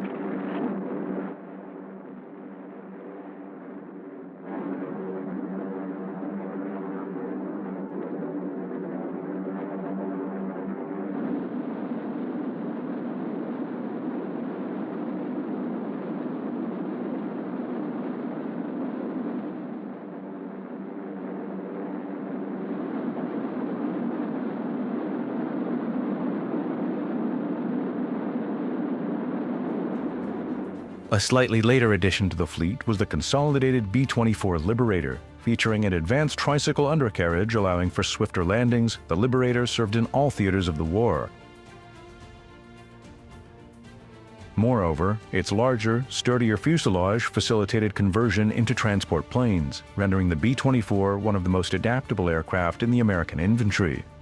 The Liberator, like the 17, was also heavily defended, and it was also able to fly slightly higher than the Fortresses.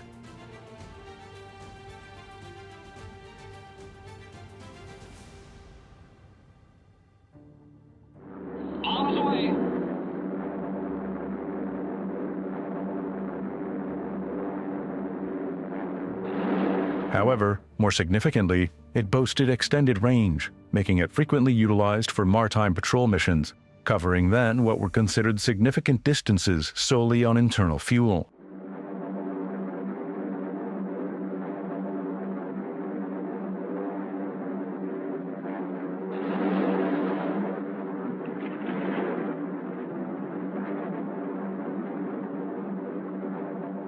Both the B-17 and the B-24 could only complete the journey from America to Europe one way.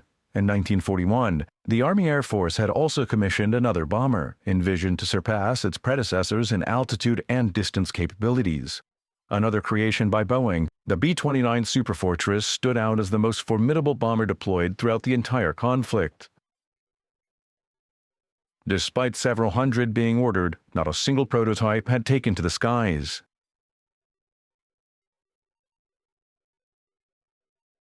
As a secondary contingency plan, in the case of any setbacks with the B-29, the consolidated B-32 Dominator was proposed. While this aircraft wasn't produced in large quantities, it did offer a reassuring alternative to the Superfortress's remarkable capabilities. However, by 1941, it too existed only on blueprints. By the middle of that year, Nazi Germany had conquered continental Europe, achieving successive victories. Of greater importance, despite Britain's partial air superiority, it endured relentless bombardment from the Luftwaffe, causing significant devastation to both its populace and industry. These raids, often conducted at night but sometimes during daylight, were perceived by the German High Command as means to subdue the island nation. The pressing question that American tacticians grappled with was simple. What would occur if the U.S. entered the conflict and the sole remaining Allied base in Europe fell to Germany?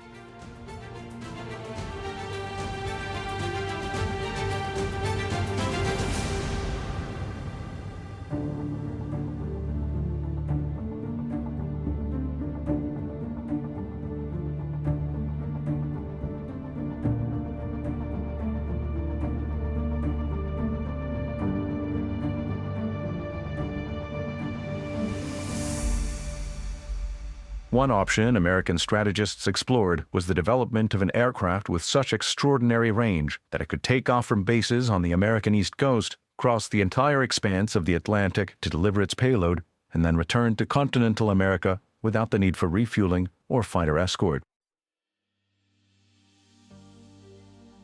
The American aviation industry had previously created long-range bombers. Among these was an early Boeing endeavor, the XB-15. This aircraft boasted a wingspan of nearly 150 feet, requiring the full power of its four 1,000-horsepower engines to hoist its 35 tons of bulk into the air. The second experimental long-range bomber was developed by the Douglas Company, and the prototype XB-19 was ordered in September 1936. Upon completion, this aircraft boasted a wingspan of 212 feet, surpassing the XB-15 in size. The endeavor required 500 men, 9,000 drawings, 2 million man-hours, and $1.4 million of military funds, ultimately exceeding Douglas's original budget by an estimated $4 million. Undoubtedly, developing colossal aircraft proved to be a costly endeavor. Nevertheless, the XB-19 represented a significant milestone in aviation standards, not just in terms of size, but also in innovation. It was the inaugural aircraft to feature retractable tricycle undercarriage and was designed to incorporate power-operated guns and a turret. If it had entered production, it would have boasted a range exceeding 7,000 miles. The insights gleaned from the XB-15 and XB-19 projects, coupled with the recognition of deficiencies in the aircraft inventory of the early 1940s and the looming prospect of waging a European war from the American shores, prompted the American Defense Department to address the challenge of producing an ultra-long-range heavy bomber capable of making a round trip across the Atlantic. To tackle this, it solicited designs from Northrop and Consolidated. The Northrop design was notably unconventional. The premise behind it was that eliminating the drag effect of the fuselage and tailplane could significantly enhance range. Thus, Northrop embarked on designing an aircraft essentially compromising only a wing, a flying wing. Consequently, on October 25, 1941, an order was placed for 2 XB-35 experimental bombers. The consolidated design was more conventional than its competitor in shape, but certainly not in size. Featuring an expansive wing area of just under 5,000 square feet, the B-36 necessitated no fewer than 6 engines positioned at the rear of the wing to propel its colossal 163-foot fuselage through the air. On November 25, 1941, an order was sanctioned for 2 aircraft, with the expectation that the first would be developed by mid-1944 at a fixed fee of approximately $800,000 each.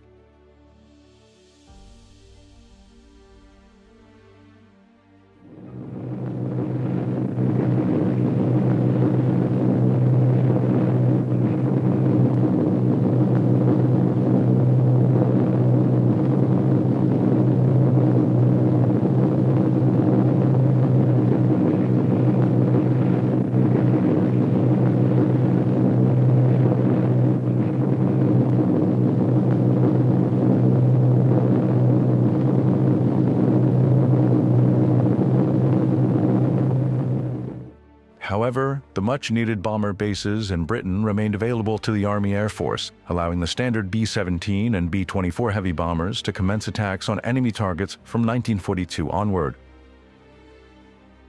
Deployed in abundance, the fortresses and liberators exacted a devastating toll on the enemy. The demands of a Pacific theater, particularly after the seizure of the Mariana Islands in mid-1944, were capably met by Boeing's B-29, which provided the Air Force with the means to strike deep into Japan's heartland. Yet, it was a specific B-29 armed with a particular bomb that ultimately brought the Second World War to a close, marking the culmination of much military aircraft development. 2 notable exceptions to this narrative were the experimental long-range bombers, ordered only 2 weeks before American involvement in the conflict but never afforded sufficient priority until the war's conclusion, alongside the necessity to deploy a new weapon unforeseen in the wildest dreams of tacticians 4 years earlier.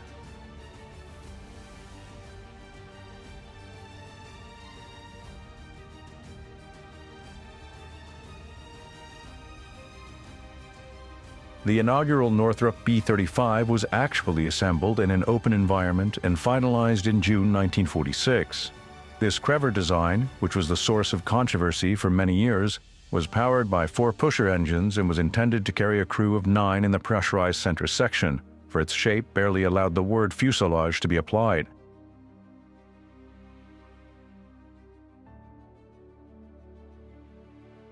Despite its innovative design, which featured flaperons on the end of each wing instead of a conventional tailplane, the radical new shape of the flying wing was never able to completely overcome stability issues.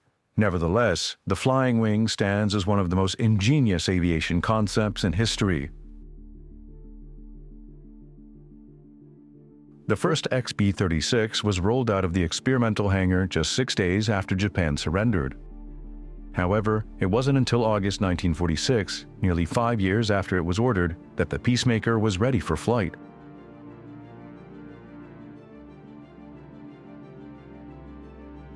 The prototype's single main wheels were an impressive 100 inches in diameter, making them the largest ever produced for an aircraft. However, this feature would later prove to be a significant weakness. The 6 pusher-type engines were designed with air intakes located on the forward section of the wings. However, this advanced concept for its time also encountered initial difficulties in cooling the engines and would necessitate later modifications. On August 8, 1946, the first XB-36, commanded by a Captain Burial A. Erickson, taxied down the Fort Worth runway with a total crew of 9 and 8,000 gallons of fuel. At precisely 10 minutes past 1 in the morning, Erickson lifted Convair's colossal aerial masterpiece into the air for the first time. It was the largest plane ever to take flight.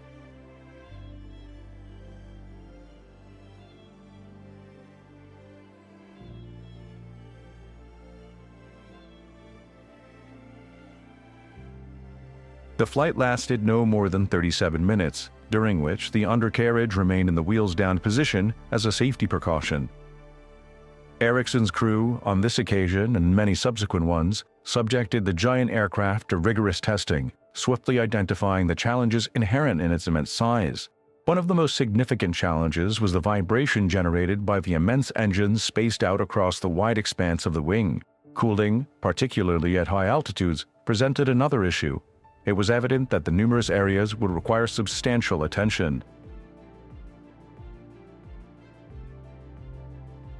However, perhaps the most fundamental challenge was the sheer size of the wheel arrangement, which restricted the Convair bomber to runways at least 22 inches thick.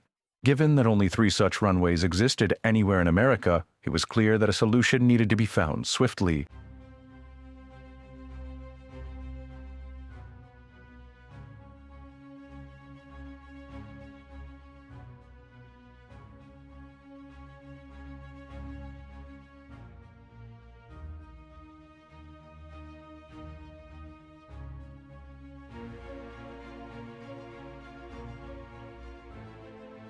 The solution emerged in what was deemed another breakthrough, combining 4 56-inch wheels into a group under each wing. This arrangement spread the B-36's tremendous weight over a much broader area, allowing the Peacemaker to utilize runways of half the previously required thickness.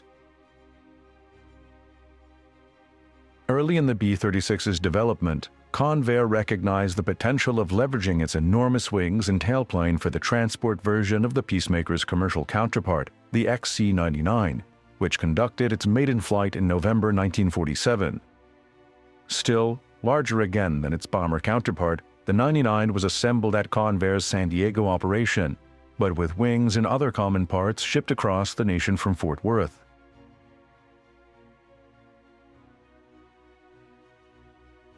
Here at Lindenberg Field, the aircraft that had now earned the title of the world's largest was now poised to showcase the potential that would later inspire the development of mammoth transport and airplane concepts in decades to come.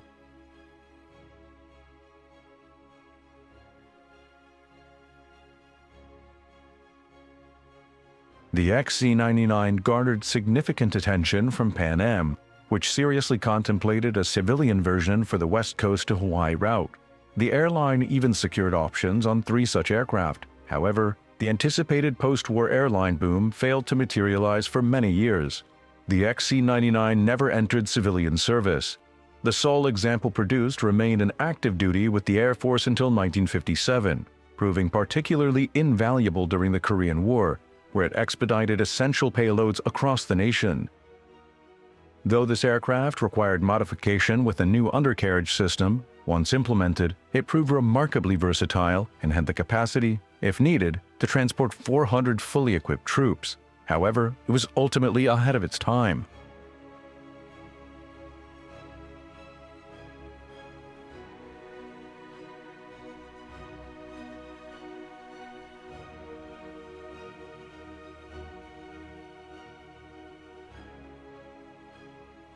Despite the XC-99's intriguing potential, Convair's primary focus remained on the extra-long-range bomber concept. Throughout the late 1940s, Convair continued to refine and develop the B-36, underscoring its unparalleled ability to strike virtually any target worldwide and return to base in America. Long range would require many hours of physical endurance for the crew, and therefore inside the 36's massive fuselage, adequate provisions were made for sleeping quarters and a galley, complete with a 2-burner stove. Adequate provisions were always ensured for the crew aboard the B-36. However, the center pressurized section, housing these amenities, was located a considerable 80 feet away from the forward control area, accessible only via a narrow tunnel spanning the distance. Heated food was packaged in specially designed containers for transport between the extensive distances of the 2 pressurized sections. Additionally, the tunnel served as the sole means for personnel to move between crew sections. Given the distances involved, a small trolley was provided to facilitate efficient movement for each member. The size of the B-36 also necessitated unique procedures not previously required by other aircraft. Immediately after takeoff, and before pressurization, a crew member was tasked with examining certain vulnerable areas within the massive interior structure forming the fuselage of the B-36. Only then would the plane be permitted to climb to higher altitudes and proceed with its mission.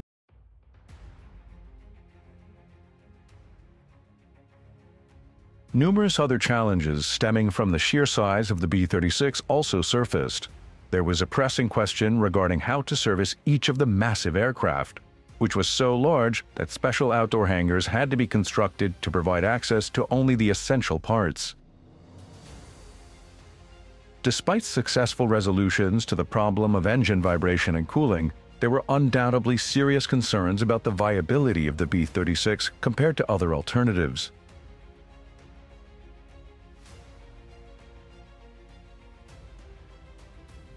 Foremost among these was the upgraded competitor, the Flying Wing, which had transitioned to an all-jet aircraft by replacing its 4 propellers with 8 turbojet engines.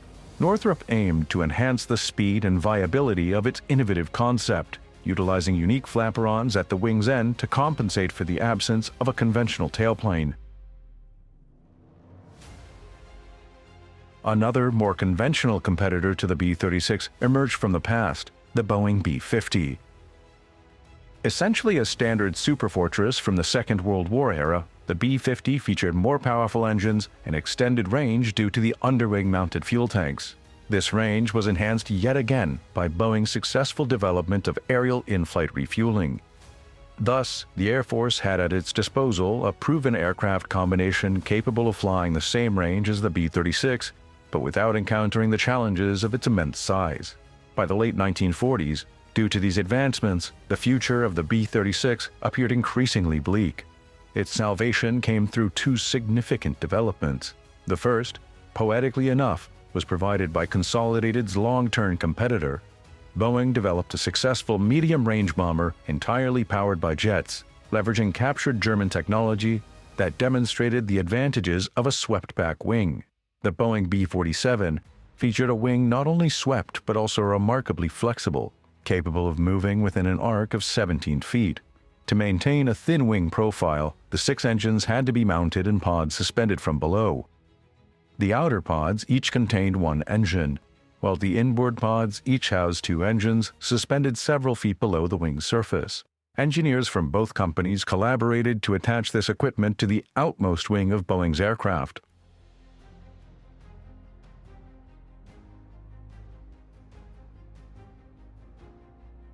With 6 turning and 4 burning, the B-36 finally began to transition into the jet age. The other event, which was sure to secure the future of the 36, took place on June 24, 1948, when the Soviets closed the gate on Berlin, signaling in one step the beginning of the Cold War. The escalating concerns about communism culminated in an event that jolted the West out of its post-war complacency. NATO forces suddenly found themselves facing a formidable adversary, and the need for an intercontinental bomber swiftly transitioned from hypothetical to urgent reality. At this juncture, no aircraft in the world possessed the long-range capabilities of a Convair giant. Rather than canceling orders, demand for the Peacemaker actually increased. As apprehension persisted, the significance of America's Strategic Air Command, responsible for long-range bombing, grew substantially. It was ultimately placed under the direct command of General Curtis LeMay. LeMay boasted an impeccable record from World War II, beginning with his early involvement in European bombardment with the Army Air Force and continuing through his command of Pacific operations in the B-29 bombardment of Japan. Regarded as one of America's great wartime strategists, he also oversaw the Berlin airlift. Given his extensive experience, LeMay was deemed the most qualified individual to elevate the Strategic Air Command, including its rapidly expanding fleet of B-36s, to the highest level of readiness. Under LeMay's unwavering leadership of SAC, the American public found reassurance in the knowledge that although they no longer held a monopoly on atomic weaponry, they possessed arguably the most formidable platform for delivery, the B-36. Such was the military's concern for safeguarding its intercontinental bomber that security measures were heightened to a wartime level. Personnel in SAC-controlled rooms were required to carry firearms despite being hundreds of miles within American borders. The protection of America's formidable asset necessitated even mechanics servicing the engines to carry firearms while at work.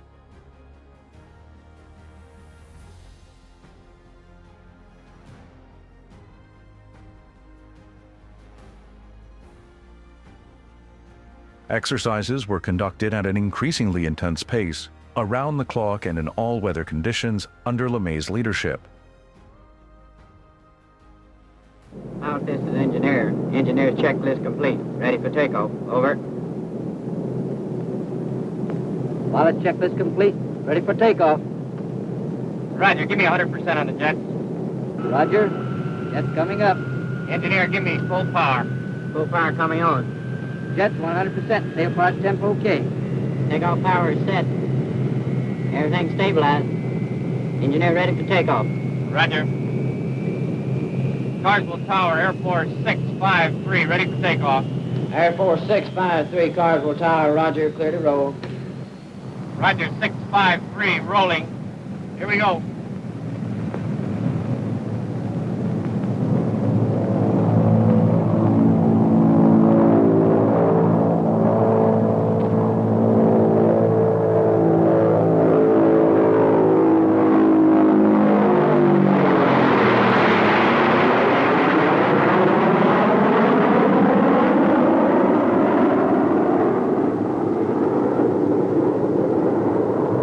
Give me climb power. Roger. Climb power coming on. Give me 96% on the jets. Roger, 96% on the jets. Often flying individually rather than in formation, SAC's peacemakers practice bombing raids over vast distances with minimal notice. The B-36s utilized the K-1 bombing navigation system for precision accuracy.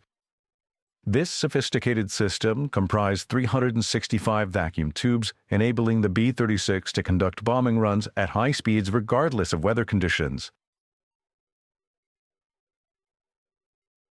Targets typically consisted of radio signals emitted from special trucks designed to assess the accuracy of SAC's aircraft. Despite the hefty price tag of over $5 million per aircraft, coupled with the K-1 system and LeMay's insistence on relentless training, the combination ensured nothing short of exceptional accuracy.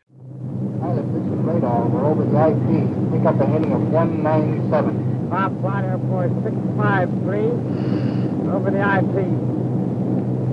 Altitude 35,000. On an inbound heading of 197 degrees.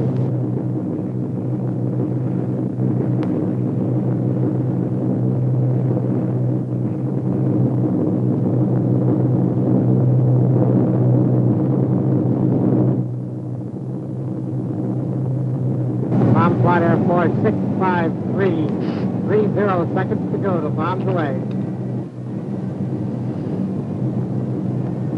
15 seconds to go, bomb flight. Phone switch coming on.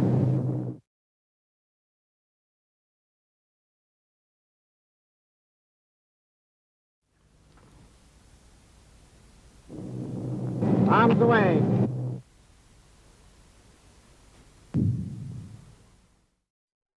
Despite the remarkable potential of the Convair giant, critics often raised concerns about its large size, which could potentially make it a prime target for enemy fighters. Even before the first B-36 took flight, the Air Force ordered a unique auxiliary, the McDonnell Goblin, intended as a parasite fighter to be carried within the B-36. This extraordinary design was stripped down to the bare essentials and featured fold-down wings that allowed the aircraft to be fully concealed within the B-36's bomb bay. While it was never actually deployed with the Peacemaker, its flight controls were operated from a B-29 mothership, and flight trials began in 1948. In August, with test pilot Ed Scorch secured in the cockpit, the Goblin was launched by a trapeze mechanism from the B-29, and the pilot successfully flew what must be considered one of America's most remarkable fighters. However, upon attempting to reconnect the Goblin's hook to the trapeze, turbulence caused the little fighter to lift, and the mother's plane mechanism broke the canopy, wrenching the oxygen mask away from the pilot. But Scorch was just able to regain control and crash land this tiny fighter.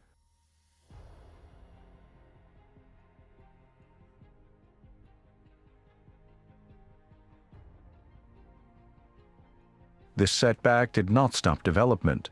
The second and only other Goblin produced continued its assigned task. Eventually, on October 14, 1948, a successful hookup was achieved, and the Goblin was pulled up into the B-29's belly. However, despite the bold concept, the bomber-fighter-parasite combination was never adopted, as it seemed to pose as many problems as it attempted to solve.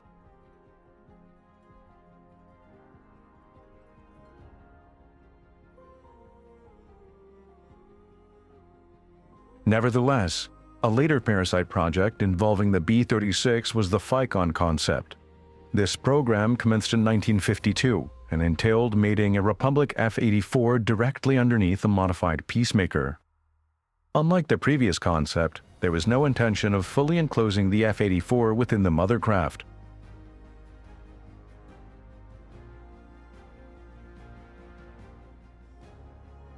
Only after both aircraft were airborne would the fighter pilot enter the cockpit.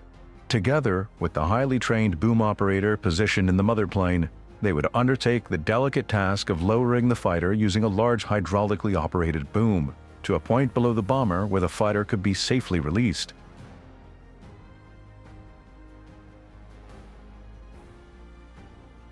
This operation proved remarkably successful, and although the recoupling process demanded great skill, it was eventually perfected to a fine art.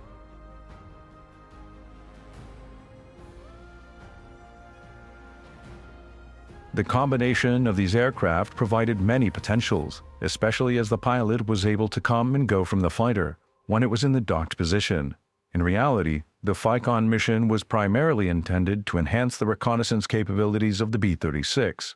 The F-84, whether in its straight or swept-wing configuration, was an incredibly versatile aircraft. While SAC utilized it as its own fighter aircraft, there's no denying its potential as an effective fighter bomber, as demonstrated during the Korean War.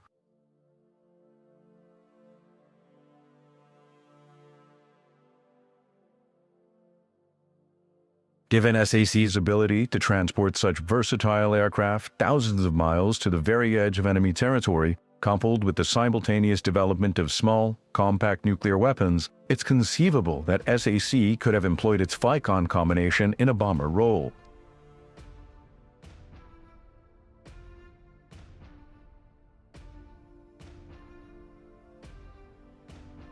By the mid-1950s, the B-36 was fully developed and deployed at various SAC bases across the nation. By the early 1950s, SAC's Peacemakers had reached the pinnacle of their development, with early engine and vibration issues resolved.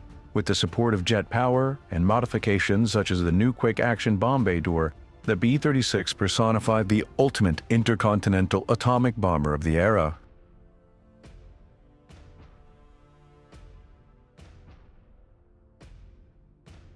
Despite the technical success of the project, it continued to face political and inter-service criticism. To demonstrate this, B-36s would periodically fly from their central USA bases to the very edge of Soviet territory. Highly trained crews comprising pilots, navigators, radio operators, engineers, and gunners would endure for long hours of flight, often at very high altitudes over thousands of miles to the frozen wastelands of Alaska.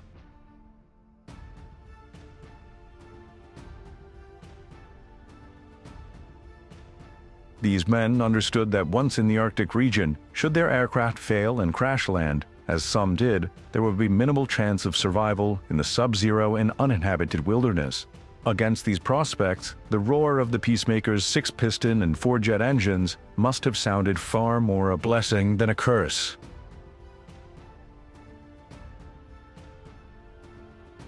Forward-nose turret and radar-controlled rear turret, the B-36 boasted a total of 16 cannons, covering every approach within a range. Eielson Air Force Base in Alaska was a point to which many B-36s on exercise would travel.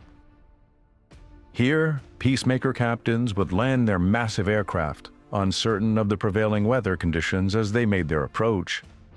For some, the landing functioned much the same as their departure point thousands of miles away.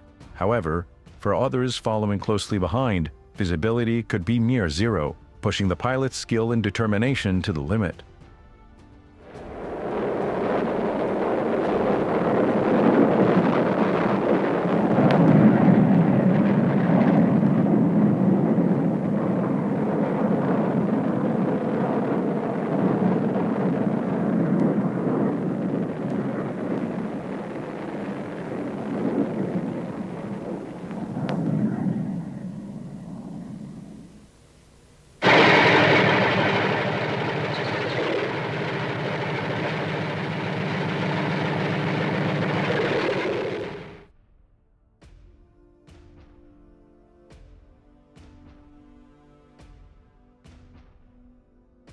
Even in this environment, where weather conditions offered as much protection for grounded aircraft as they posed risks for those in the air, anti-aircraft protection remained abundant.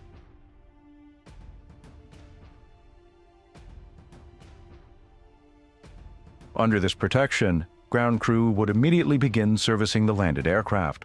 For these men, the journey from aircraft to heated bus was not a short one, and they had to adapt the hostile environment as best they could. With efficiency, the aircraft would be refueled by crews working on the icy wing surfaces, mindful of the potentially fatal consequences of a fall.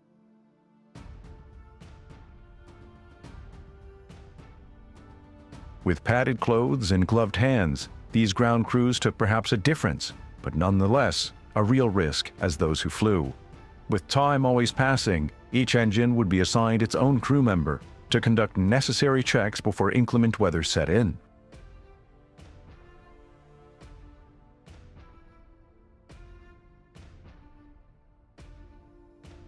The extreme cold of the region meant that if aircraft had been idle for more than a brief period, the engines would require additional heating, primarily through the large air intakes, to prevent them from freezing solid. To address this, large mobile heating units were developed, capable of delivering significant amounts of hot air into and around all the piston engines. The crew compartment also received similar treatment, not only to ensure habitability, but also because instrumentation and onboard equipment would not function effectively in such frigid conditions.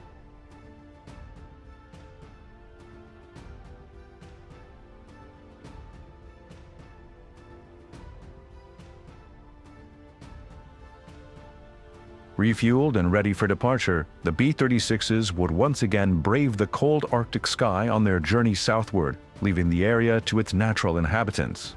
However, the primary purpose of these exercises was to demonstrate that from Alaskan bases, it would be just as feasible to turn northwest towards Soviet territory and deliver the devastating cargo for which the B-36 was developed.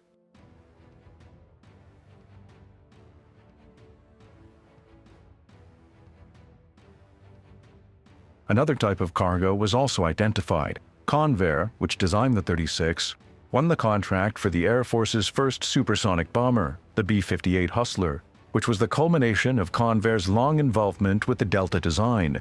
Moving an as-yet unflown bomber from base to base proved to be challenging of a task, until a temporary solution was found, mounting it under a standard B-36 with its two inboard props removed, protecting the wingtips of the newcomer.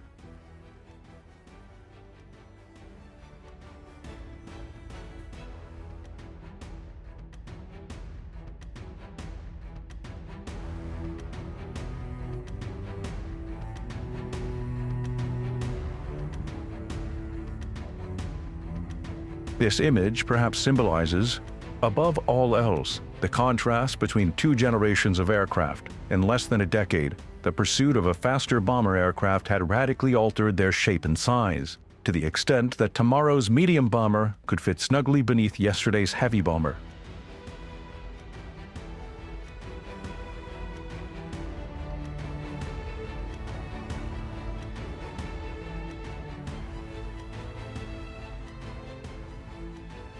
Clearly, the era of giantism was drawing to a close, yet Convair still harbored hopes for its mammoth aircraft in an upgraded form. In response to the Air Force's requirement for an all-jet heavy bomber, the company developed the YB-60. Hopes were high at Fort Worth in April 1952, when the YB-60 made its first public debut. Continuation of the production line would secure the jobs of thousands of staff and subcontractors, bringing added prosperity to the city that had produced the world's largest bomber.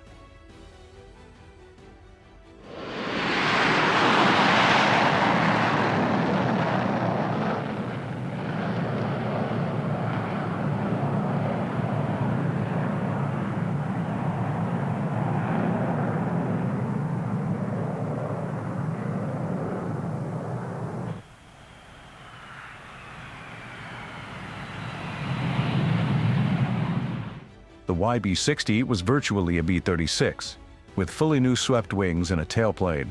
With no defensive armament other than the rear turret, the entire rear crew and quarters were omitted from the YB-60. Enhanced power and reduced weight propelled the YB-60 to a top speed of just over 500 miles per hour. Its production was achieved rapidly, as 70% of its components were standard to the B-36. The Air Force ordered 2 such examples to test the concept, but only actually flew one.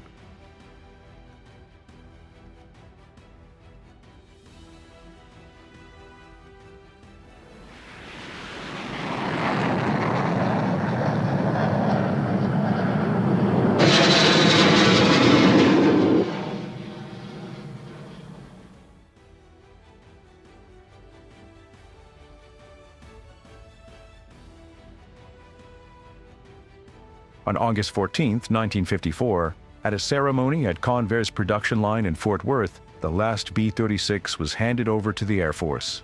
The final delivery from the Peacemaker plant must have been a bittersweet moment for the people of Fort Worth. Although Convair would continue to utilize the plant for many successful projects, it was from this base that they had produced, for many years, the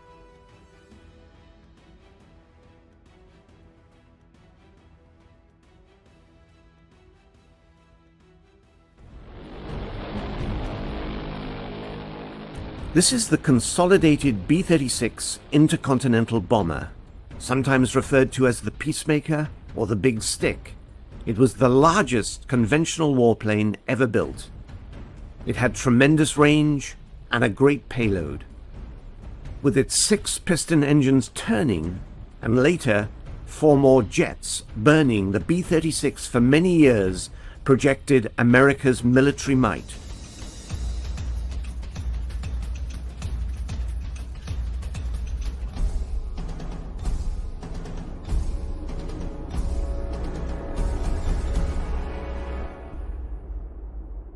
It was a monstrous airplane.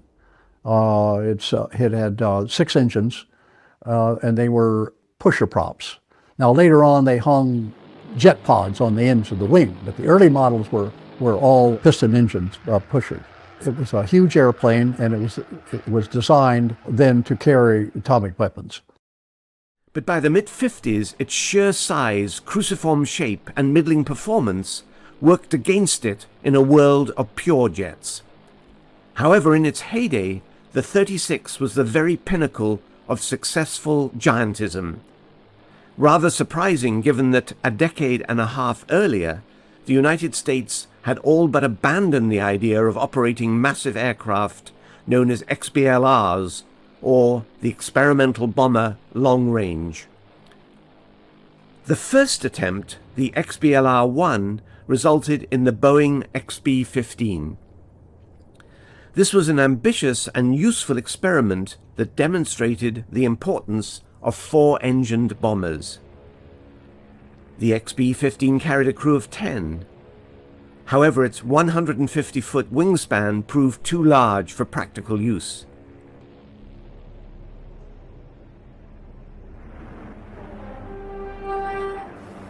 But Boeing's next offering, the XB-17, which followed a year later, perfectly met the needs of the Army.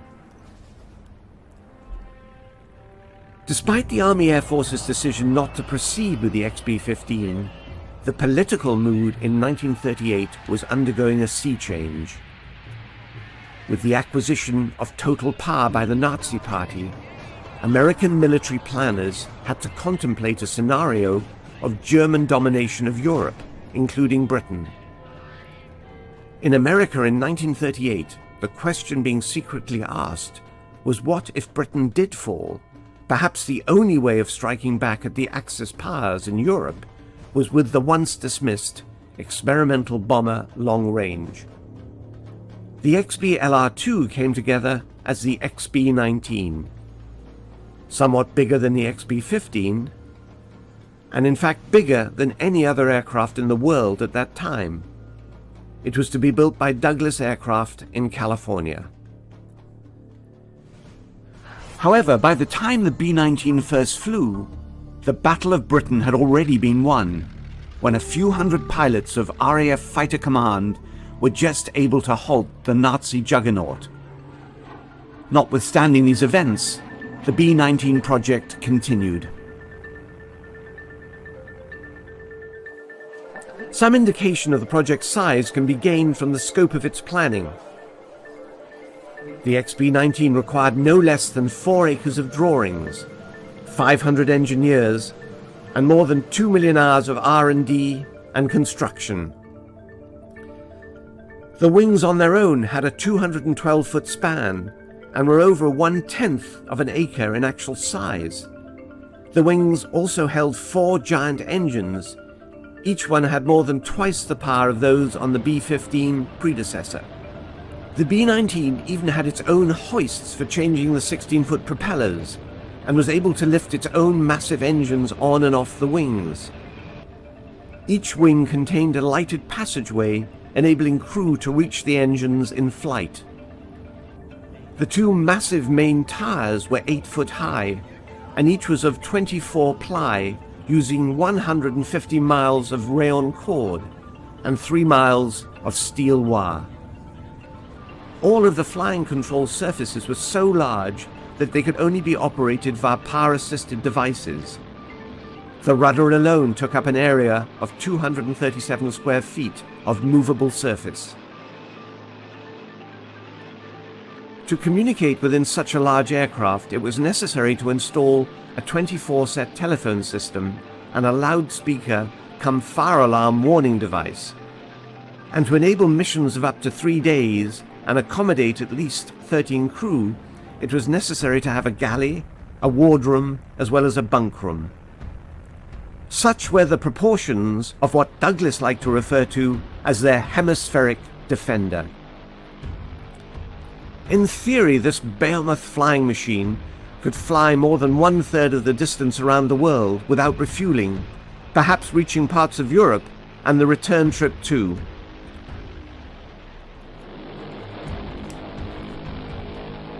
On June 27, 1941, the B-19 made its first flight from Douglas Aircraft in Santa Monica to March Air Force Base.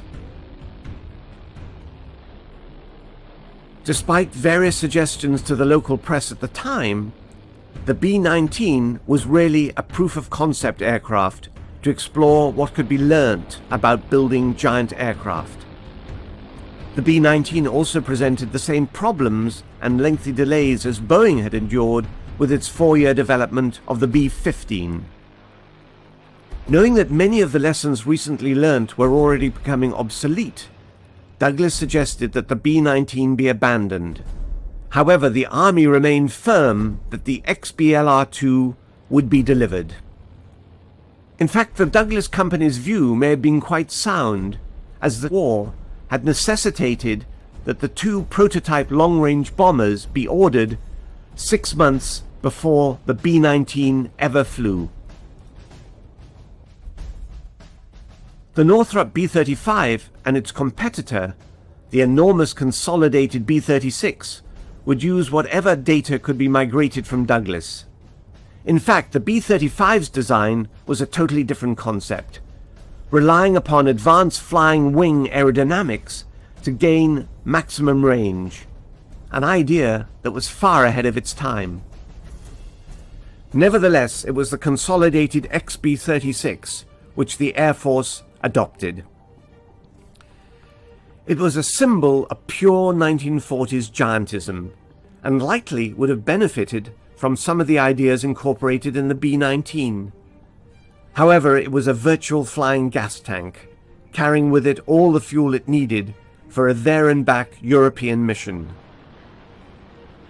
The Second World War had come and gone before Consolidated's giant reached production, and as Britain did not fall to Germany, the 36's absence had no impact on the conflict, although its presence became critical in the Cold War that followed. It was during this potentially cataclysmic test that America's peacemaker really came of age. The newly formed Strategic Air Command under General Curtis LeMay would regularly fly to far distant territories just to demonstrate its enormous reach. It was all a very effective show of force, although by the mid-50s, one that was starting to be questioned. The airplane flew like a glider. It was easy to fly. Anybody could have flown it with 5 hours of stick time. It was a beautiful airplane. It's good that they never had to fly military missions, even with the 4 jet engines which were placed on later. The success of an earlier Strategic Air Command gamble with the B-47 Stratojet medium bomber demonstrated the need for a faster swept-wing, all-jet-power heavy bomber. Yet Consolidated felt they could still provide a ready answer. The B-60 arrived after a standard 36 fuselage was married to swept wings and tail surfaces. It was propelled by 8 turbojet engines. The concept would have been economical, but advances in in-flight refueling made it no longer necessary for massive fuel loads to be carried. The age of giantism was coming to an end.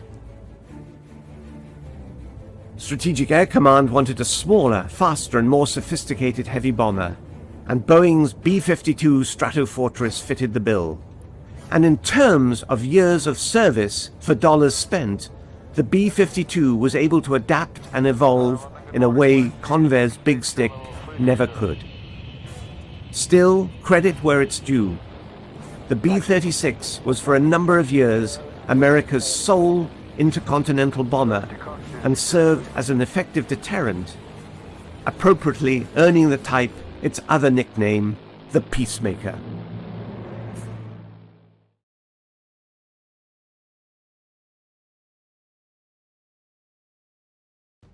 The Boeing B-47 Stratojet is a retired American long-range, 6-engine, turbo-powered strategic bomber designed to fly at high subsonic speed and high altitude to avoid enemy interceptor aircraft. The primary mission of the B-47 was as a nuclear bomber capable of striking targets within the Soviet Union. The Boeing B-47 Stratojet was the perfect strategic weapon for its time, so feared by its enemies that the bomber never had to perform its lethal nuclear mission.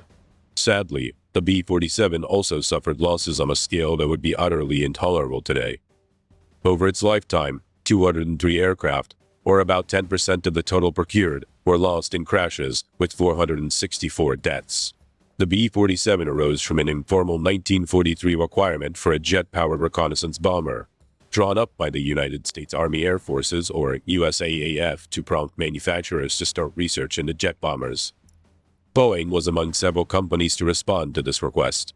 One of its designs, the Model 424, was basically a scaled-down version of the piston-engined B-29 Superfortress, equipped with 4 jet engines. In 1944, this initial concept evolved into a formal request for proposal to design a new bomber with a maximum speed of 550 miles an hour and a cruise speed of 450 miles an hour, a range of 3,500 miles, and a service ceiling of 45,000 feet. In December of 1944, North American Aviation, Convair, Boeing, and the Glenn Martin Company submitted proposals for the new long-range jet bomber. Wind tunnel testing had shown that the drag from the engine installation of the Model 424 was too high, so Boeing's entry was a revised design, the Model 432, with 4 engines buried in the forward fuselage. The USAAF awarded study contracts to all 4 companies, requiring that the North American and Convair concentrate on 4-engine designs to become the B-45 and the XB-46.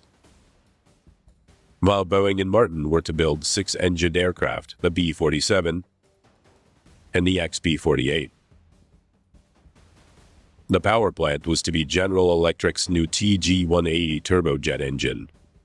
In May 1945, the von Kaumann mission of the Army Air Forces inspected the secret German aeronautics laboratory near Braunschweig.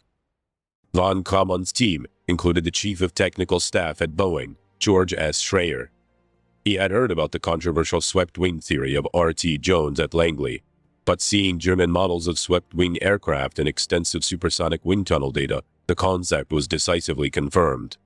He wired his home office, stopped the bomber design, and changed the wing design. Analysis by Boeing engineer Vic Gansa suggested an optimum swept-back angle of about 35 degrees, Boeing's aeronautical engineers modified the Model 432 with swept wings and a tail to produce the Model 448, which was presented to the USAAF in September 1945. It retained the 4 TG-180 jet engines in its forward fuselage, with 2 more TG-180s in the rear fuselage. The flush-mounted air intakes for the rear engines were inadequate, while the USAAF considered the engine installation within the fuselage to be a fire hazard.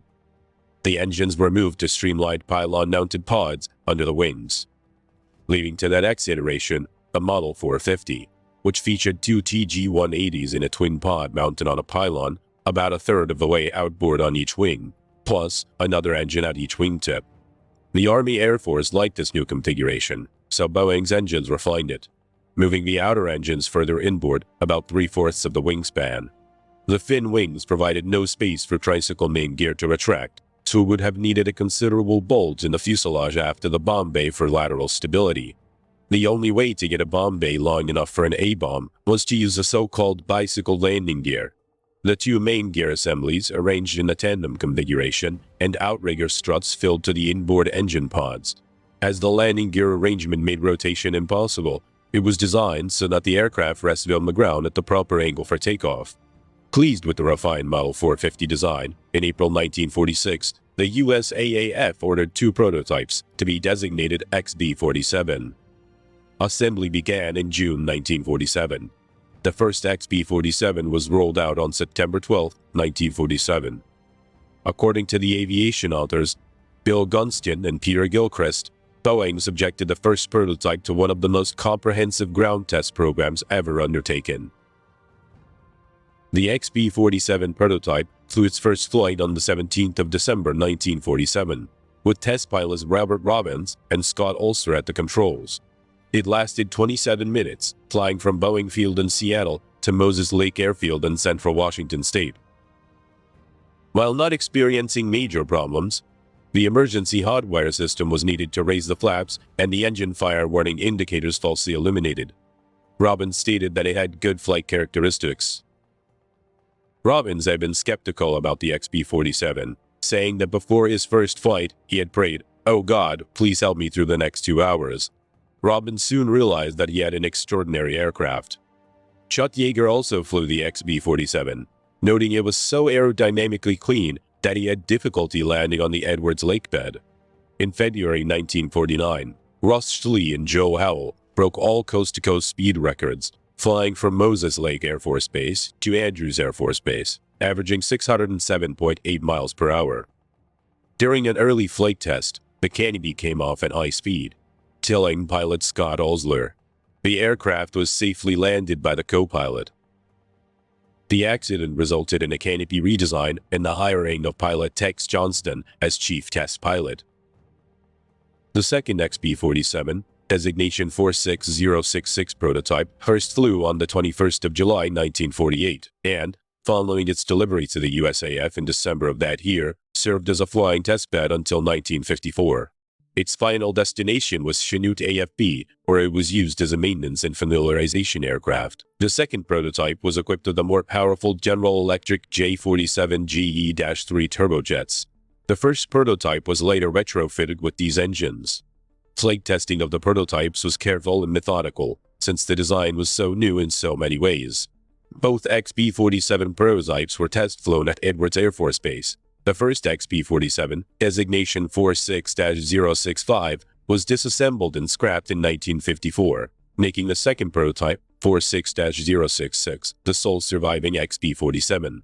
In late 2015, the Flight Test Historical Foundation began fundraising to purchase XB-47 for relocation to the Flight Test Museum at Edwards Air Force Base. The purchase was completed in August 2016, and, on September 21st, the aircraft arrived at Edwards Air Force Base for reassembly, restoration, and eventual display at the Flight Test Museum. By mid-1948, the USAF's bomber competition had already been through one iteration, pitting the North American XB-45 against the Convair XB-46. The expectation was that the B-45 production would be terminated if either of the remaining 2 designs in the competition, the Boeing XB-47 and the Martin XB-48, proved superior. It is sometimes claimed that the final production decision was made as a result of Boeing President Bill Allen inviting USAF General K.B. Wolf, in charge of bomber production, for a ride in the XB-47. A formal contract for 10 aircraft was signed on the 3rd of September 1948. The XB-47, which looked nothing like contemporary bombers, was described by Boeing as a sleek, beautiful outcome that was highly advanced. The 35-degree swept wings were shoulder-mounted, the inboard turbojet engines mounted in the twin pods at about a third of the span, and the outboard engines slightly near the wingtip. This arrangement reduced the bending moment at the wing's roots, saving structural weight. The engine's mass acted as counterflutter weights.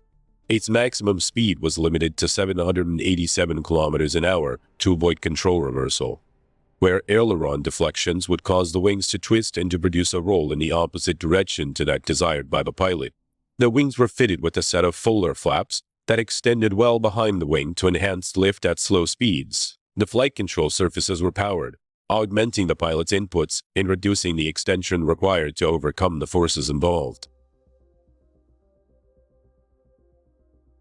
The XB-47 was designed to carry a crew of 3 in a pressurized forward compartment, a pilot and a co-pilot, in tandem, in a long fighter-style bubble canopy, and a navigator in a compartment in the nose. The co-pilot doubled as a tail gunner, using a remotely controlled radar-directed tail gun, and the navigator as a bombardier.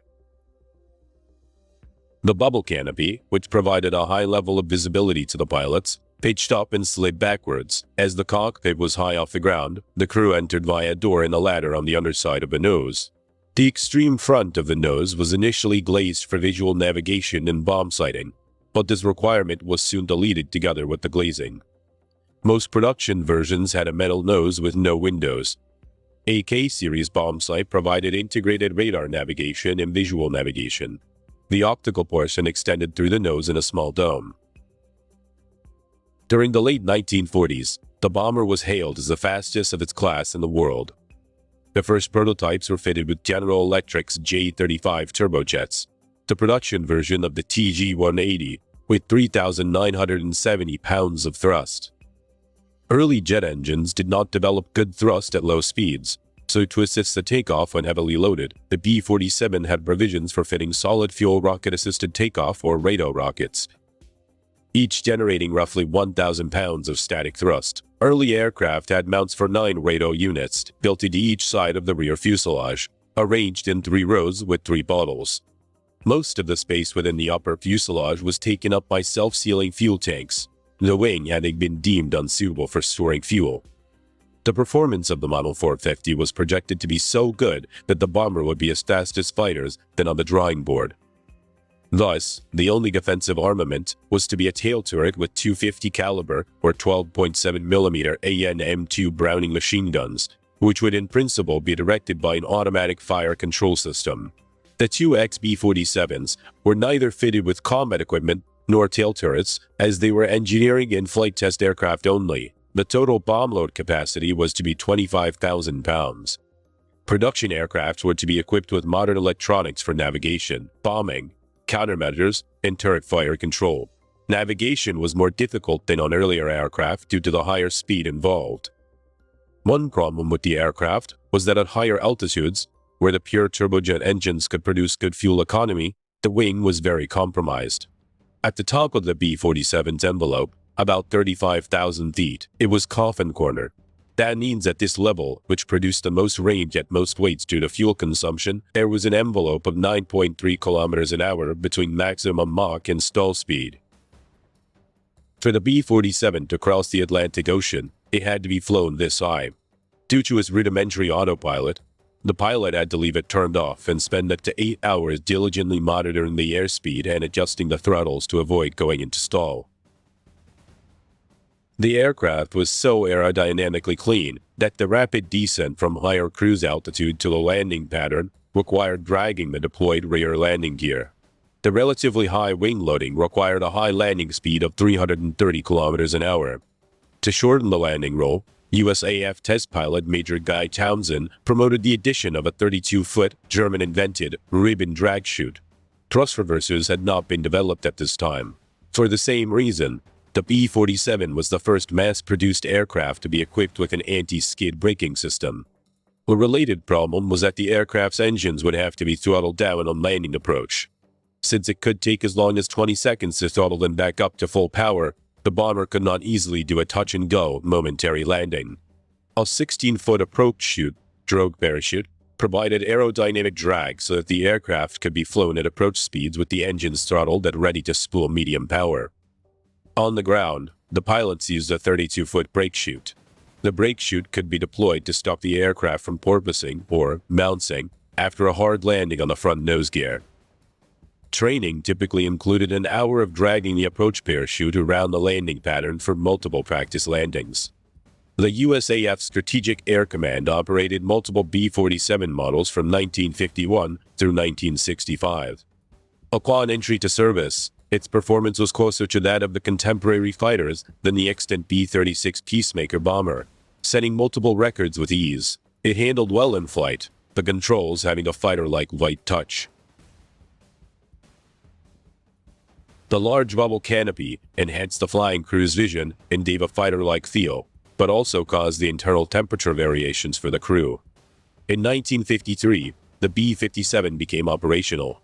It was so sluggish on takeoff and too fast on landings, an unpleasant combination. If landed at the wrong angle, the B-47 would bounce fore and aft. If the pilot did not lift off for another go-around, instability would quickly cause it to skid onto one wing and cartwheel. Because the wings and surfaces flexed in flight, low-altitude speed restrictions were necessary to ensure effective flight control. Initial mission profiles included the locked bombing of nuclear weapons. As the training for this imposes repeated high stress on the aircraft, the airframe lifetime would have been severely limited by metal fatigue, and this maneuver was also eliminated. Improved training led to a good safety record, and few crew felt the aircraft was unsafe or too demanding. But apparently there were some air crews who had little affection for the B-47. By 1956, the USAF had 28 wings of the B-47 bombers and 5 wings of RB-47 reconnaissance aircraft. The B-47 was the first line of America's strategic nuclear deterrent, often operating from forward bases in the UK, Morocco, Spain, Alaska, Greenland, and Guam.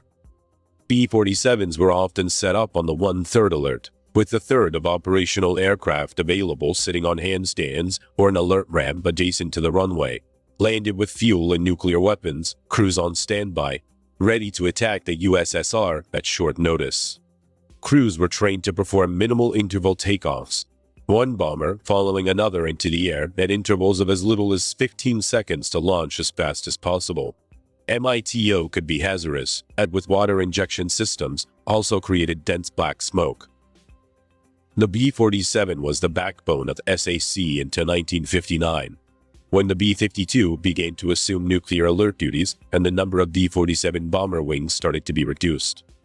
B-47 production ceased in 1957, though modifications and rebuilds continued. Operational practice for B-47 bomber operations during this time went from high-altitude bombing to low-altitude strike, which was judged more likely to penetrate Soviet defenses. Crews trained in pop-up attacks, coming in at low level at 787 kilometers an hour and then climbing abruptly near the target before releasing a nuclear weapon. One of the more notable mishaps involving a B-47 occurred on the 5th of February 1958 near Savannah, Georgia, in the so-called 1958 Tybee Island B-47 crash. A B-47 based at Homestead, AFB, Florida, was engaged in a simulated combat exercise against an F-86 fighter. As was the practice at the time, the B-47 was carrying a single 76,000-pound or 3,400-kilo Mark 15 nuclear bomb without its core. During this exercise, the two aircraft collided. The F-86 crashed after the pilot ejected, while the B-47 suffered substantial damage, including loss of power and one outboard engine. After 3 unsuccessful landing attempts at Hunter Air Force Base, the bomber pilot had to soft-drop the Mark 15 weapon off the coast of Savannah, Georgia, near Tybee Island, after which the B-47 landed safely. Despite an extensive 9-month search, the unarmed bomb was never found. Additional fatigue problems appeared later, especially in the upper fuselage longerons, but for the most part, B-47s were cleared for flight. Although the response to the emergency was ultimately successful, the results were not immediate.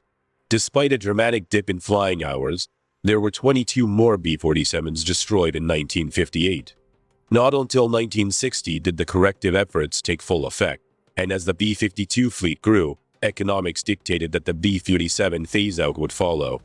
By 1966, only 16 RB-47s were left operating. For a time, the B-47's high performance and diligent crew provided the United States with overwhelming strategic advantage, but the experience was a sobering one. SAC learned from it. It vastly improved training and flying safety procedures, and the B-52 quickly became the Air Force's principal nuclear bomber. The final recorded flight of a B-47 was on the 17th of June 1986, when a B-47E was restored to flight-worthy condition for a one-time ferry flight. This aircraft was flown from Naval Air Force Weapons Station, China Lake, California, to Castle Air Force Base, California, for static display at the Castle Air Museum, where it patiently resides.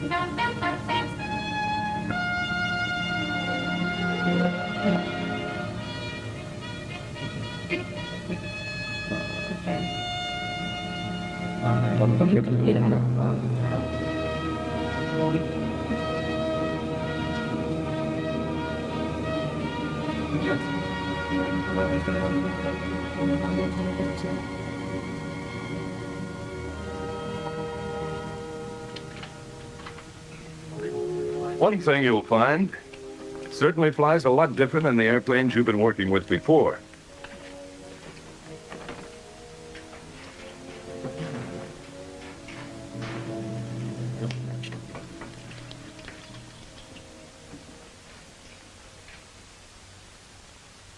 When you get in the front seat, even with an instructor pilot in the rear, you must have full knowledge of the aircraft, its systems, emergency procedures, its capabilities, and limitations. It can pay off with your life sometime. How fast does the B-47 really go? What's the scoop on altitude? Does the swept back wing really stall out easier? What's the range? Wait a minute, fellas. To fly the B-47 safely, you must learn it thoroughly. Believe me, you can't learn it overnight. So absorb all the training you can get. Absorb it thoroughly. Sit down, fellas. I don't want to scare you. There's nothing mysterious about the B-47. It's a good plane, a safe plane, provided you know what you're doing at all times.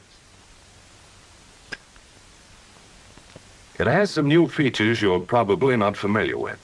Features that will present you with some new problems. To let you meet the B-47 and get you familiar with some of these differences, well, let's go back a little in time.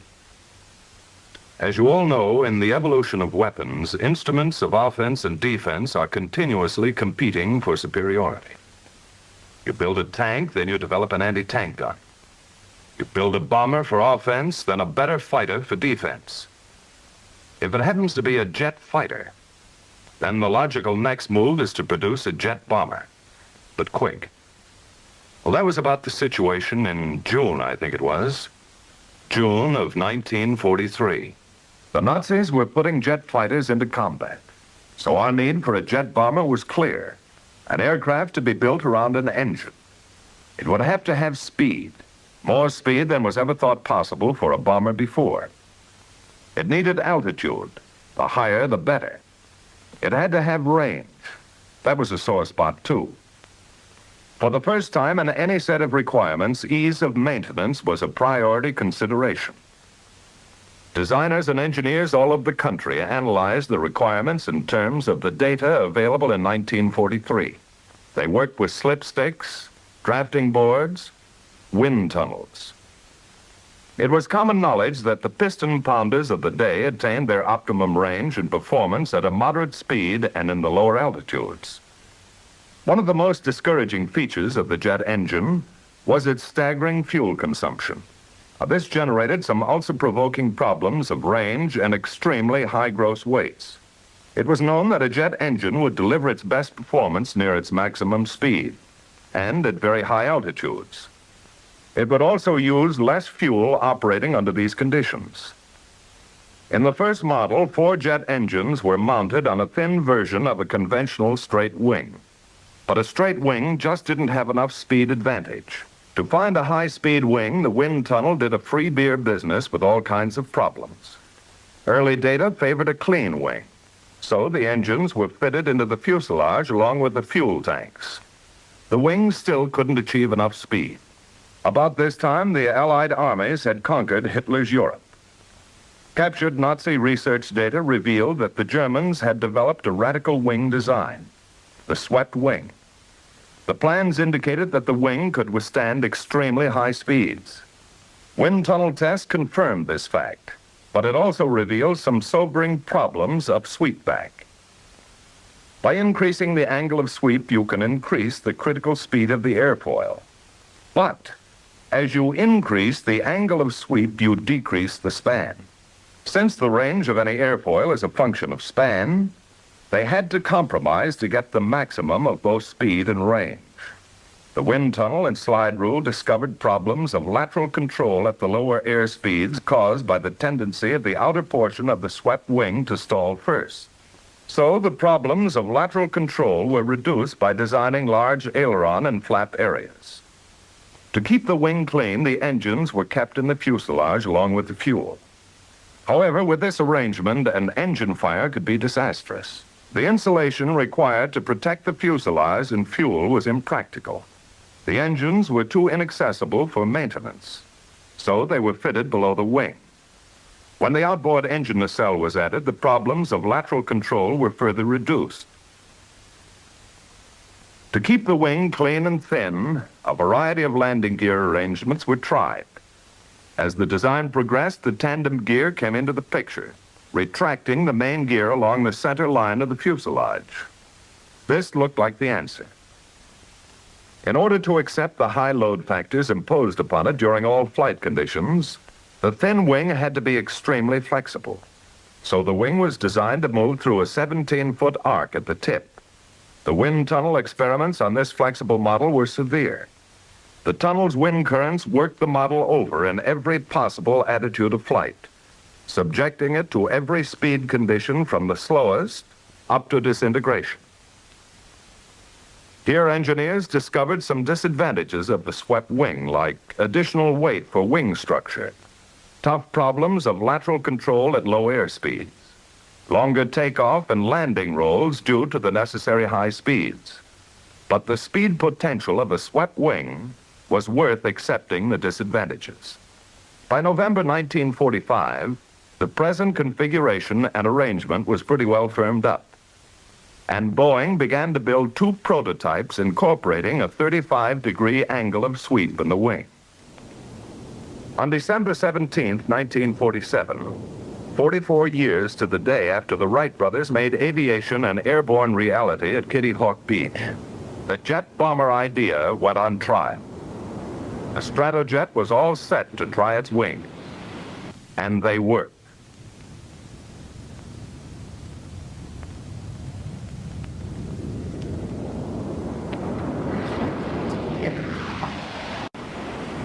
A bomber designed to have a margin of performance over all other aircraft.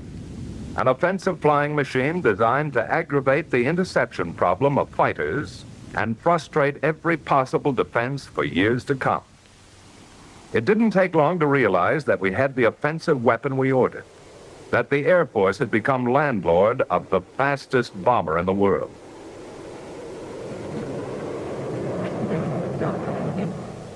The first airplanes that rolled off the assembly lines at Wichita were subjected to intensive tests by a composite group of Air Force specialists. They learned the airplane the hard way during extensive, sometimes merciless operational suitability tests. A lot of plain old hard work to learn if it was a safe airplane, how to maintain it, what supplies, facilities, and personnel were needed. The test program paid off in a big way for the Air Force. Sizable dividends in knowledge and experience. For instance, they learned some very important facts about landing. Don't land the front gear first. If you do, the rear gear is forced down and the airplane is flying again at a dangerous angle of attack. Under normal conditions, don't pull the drag chute in the air, because it will decelerate the plane into a stall condition and may prove dangerous if the plane is too high. The chute can correct for many things in a landing, such as drifting in a crosswind, bounce on landing, or too fast an approach. However, it should not be used as a pilot error corrective measure.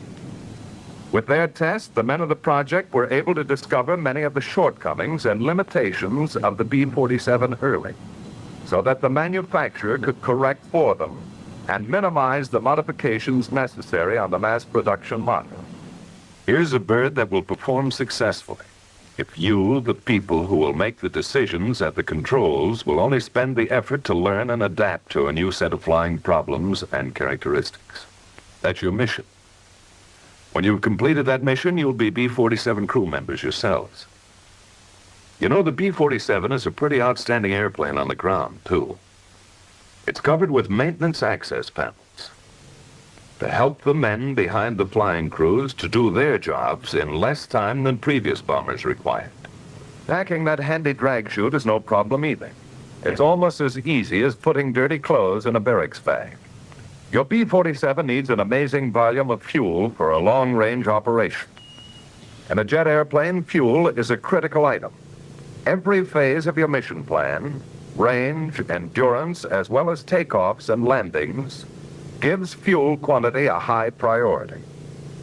So your cockpit fuel gauges read in pounds and not in gallons.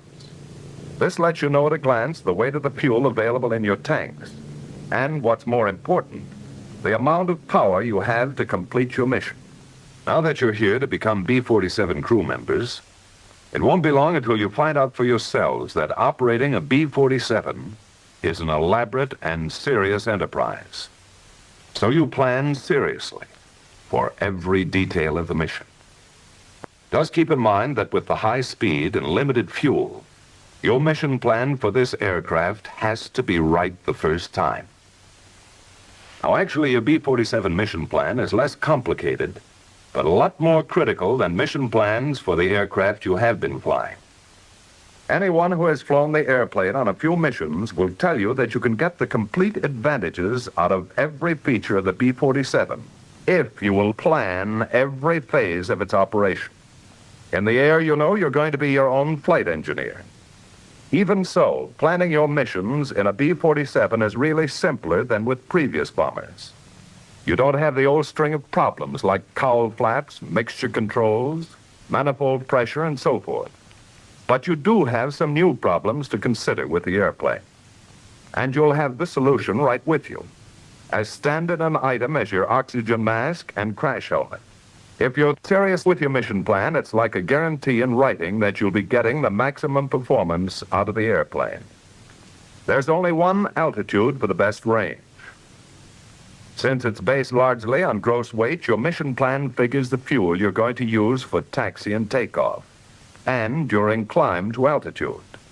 In order to maintain your optimum altitude at all times, you allow for the rapid decrease in gross weight by use of a climbing flight plan. But with a serious approach to your mission planning, you can pretty accurately estimate all the variables and get the maximum performance from every feature of the airplane. To guarantee that you'll be around to collect some of those fogies you're building up, don't be in too big a hurry when you get out to the airplane. It's never a bad idea to start things off discussing the status of the airplane with the crew chief. He won't be around if you need him upstairs. Flying this fruit makes large demands on all the plane driving experience you've ever logged. So don't slough off anything on that exterior inspection.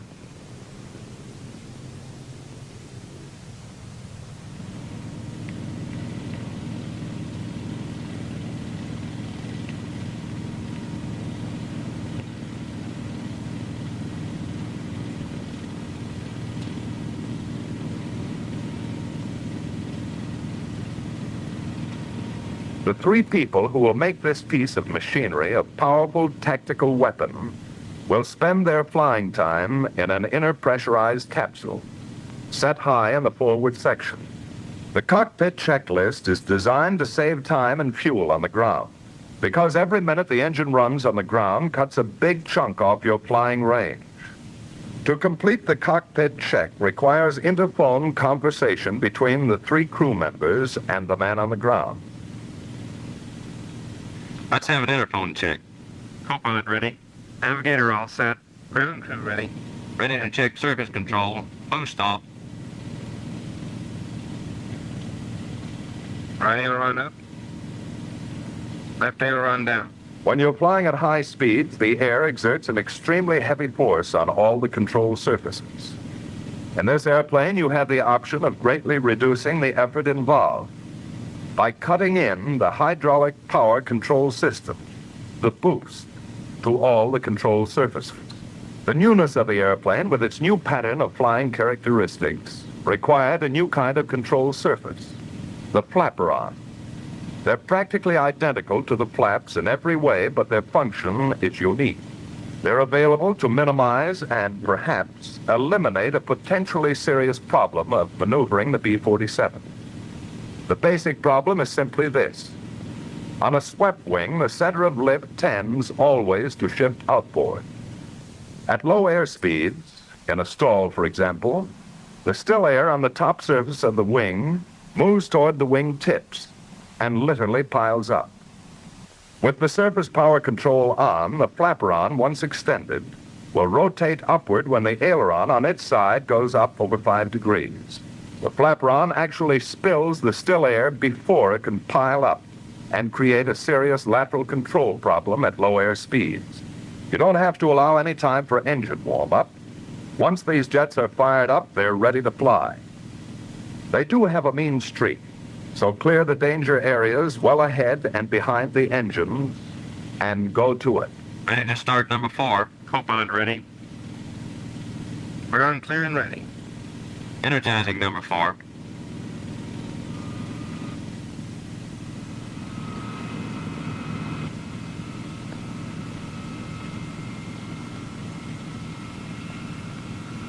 %. Start on 4.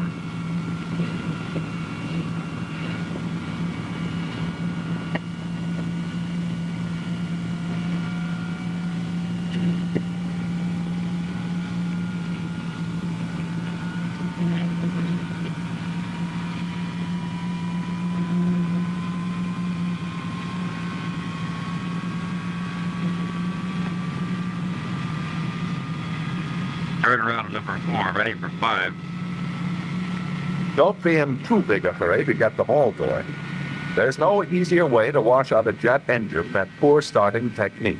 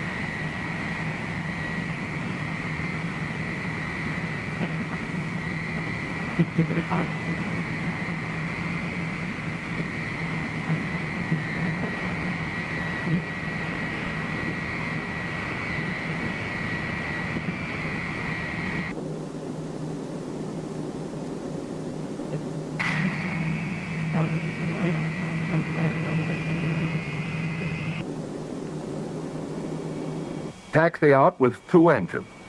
The minimum thrust to start a ground roll and still hold down fuel consumption. The problem of directional control while taxiing this airplane is different too.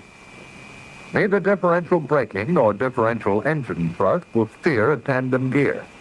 So the forward gear is steerable hydraulically with the rudder pedal. The ratio of steering rotation is selected by the pilot. 120 degree swing for towing, 120 degrees for taxiing, and 12 degrees for takeoff and landing.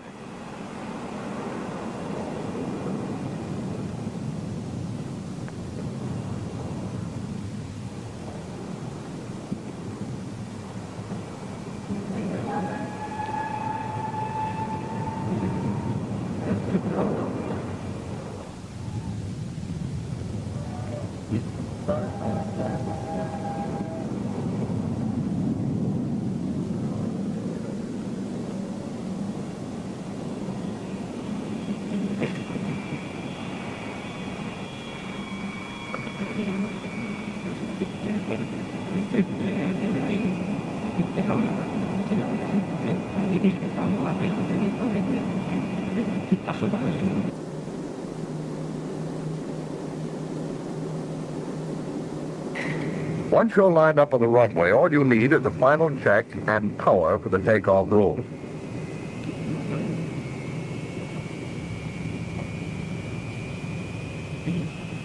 The takeoff attitude of the plane is fixed.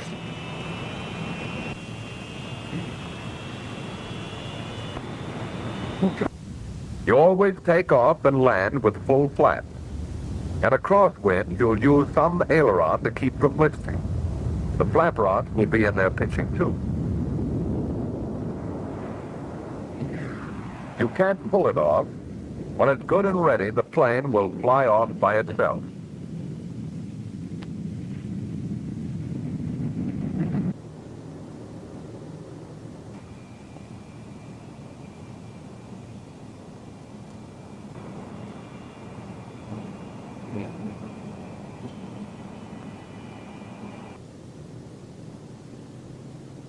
You'll never have to milk up the flap. If you reach your mushing or sinking point before you have sufficient flap-up speed, the flaps will stop automatically until safe speed is achieved.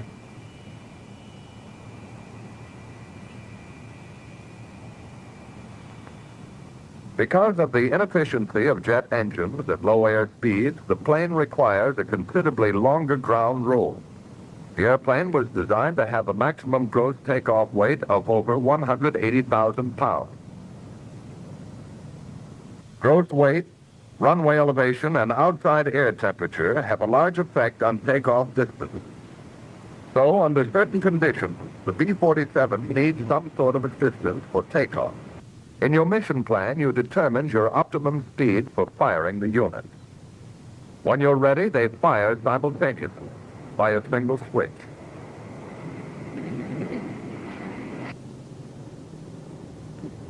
Marino.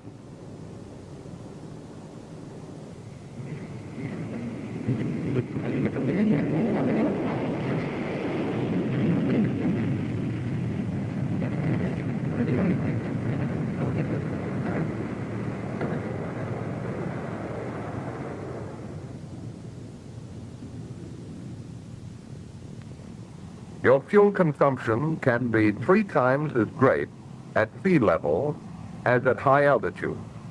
Since the only way to lean out is to go up, climb to optimum cruise altitude as quickly as possible. Of course, the best indicated climb speed will decrease with altitude. So take it up at the airspeed you figure to be best in your mission plan. From here on, there are only 2 things that will affect range: your throttle and your altitude. At altitude, you'll get the maximum range and performance out of the airplane by following the gradual climbing flight path you sketched in your mission plan. So after leveling off, stay at a constant Mach number and a pretty constant power setting. There's something else you're going to appreciate about this airplane. Danger from engine fire is greatly minimized. For one thing, all the fuel aboard is in the fuselage. So if you ever have a fire, all you need to do is cut off the flow of the fuel to the engine and isolate the engine with the fire button, and the fire should go out. No CO2 required. In a B-47, you're flying the fastest and safest means of round-trip transportation from a forward base to any target in the world. Speed and altitude are your principal defense. You have a comfortable margin on almost everything else that flies. Many times on your missions, you're going to want it to operate as close to the speed of sound as possible. Practical and safe. There's an interesting point about that. One I didn't know about before anyway. It seems a curious old German scientist named Mach discovered that the speed of sound varies with the temperature of still air. Now, generally speaking, as you go up into the higher altitudes, the air gets colder and the speed of sound decreases. In the new group of expressions you'll be picking up around here, the speed of sound is known as Mach 1. Your B-47 is built to safely approach a certain percentage of Mach 1. Knowing how to operate within your allowable percentage is going to help you become one of those ripe old pilots someday. The percentage you are allowed is about as critical as your paycheck. As a matter of fact, your critical speed is called your critical Mach number. The airplane has a purposeful instrument called a Mach meter, which calibrates your true airspeed in terms of Mach. It saves a lot of mileage on your slide rule and lets you know at any time the ratio between the speed you're flying and the speed of sound. For example, at 0.75 Mach, you're moving along at 75% of the speed of sound at your altitude. B-47 stall characteristics are good. They do have one feature, though, that you'd better dig in and learn all about. An aerodynamic effect called buffeting.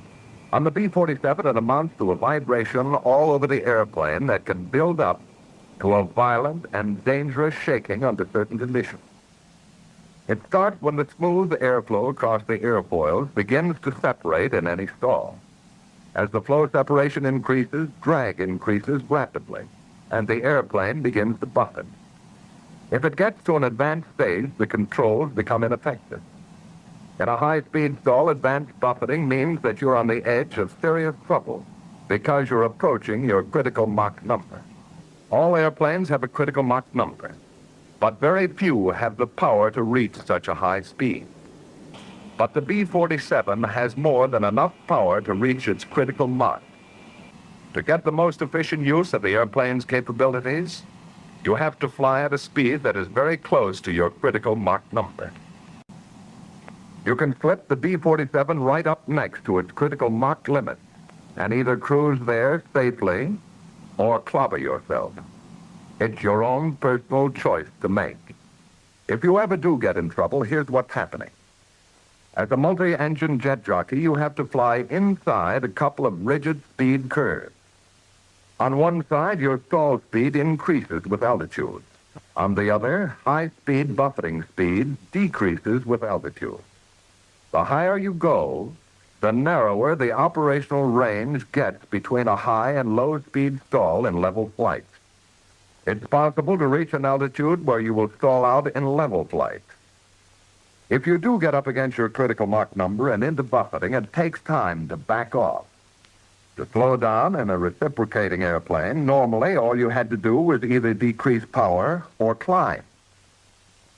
But in a jet airplane, to minimize the possibility of flameout, your minimum RPM automatically gets higher with altitude. So at the higher altitude, even with the throttles back to idle, you will be cruising at a very high RPM. To climb would only put you farther into the corner. Because of pilot fatigue on the return from a mission or pilot error anytime, you can lose track of Mach number and the other variables until you have too much of all of them on your hands. For safety reasons, you have to keep an eye on the key instrument all the time.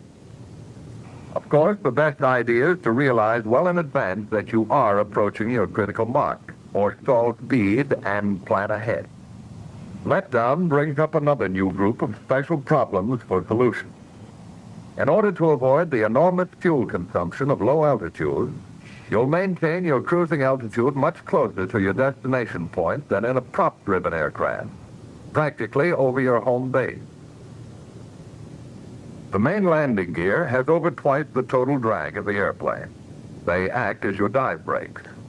The rear gear and outriggers can be lowered at very high indicated airspeed.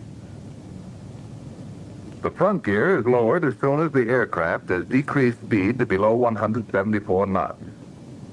Just hold the best indicated airspeed you estimated in your mission plan and come on down.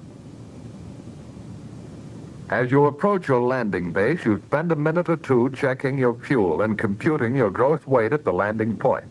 Once you've figured it out, you can determine your safest approach and touchdown speed. Many times you'll enter the pattern with full flaps and start slowing down as early as the downwind leg.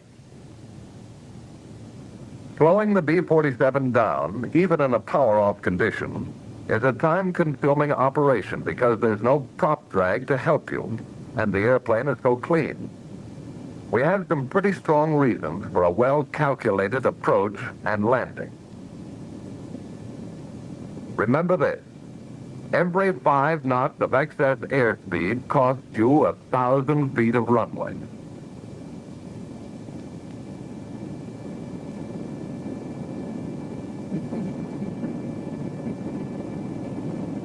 Once you're committed to a landing, don't hold the airplane off. For the best landings, you let the 2 main gears touch simultaneously.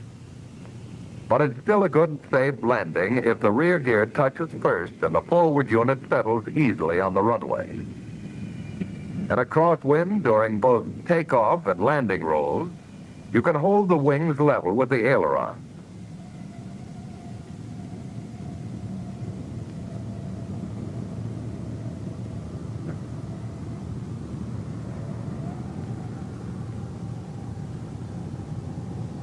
Jet engines produce a sizable thrust, even at idle RPM settings.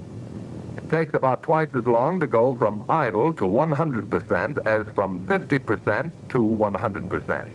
So maintain about 50% RPM until you're certain of landing or going around. Remember, there's no lift across the wing from propeller. So if it's necessary to refuse a landing, decide it as early as possible and open the throttle.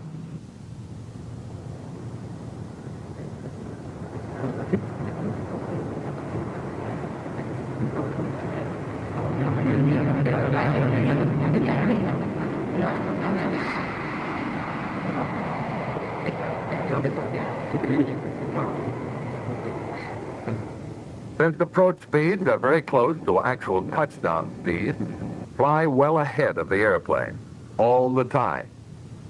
The jet engine flow reaction time doesn't allow you the privilege of last-minute decision. Plan ahead. Remember, if your decision to go around is too late, you'll have to allow the plane to touch the runway after you apply full throttle.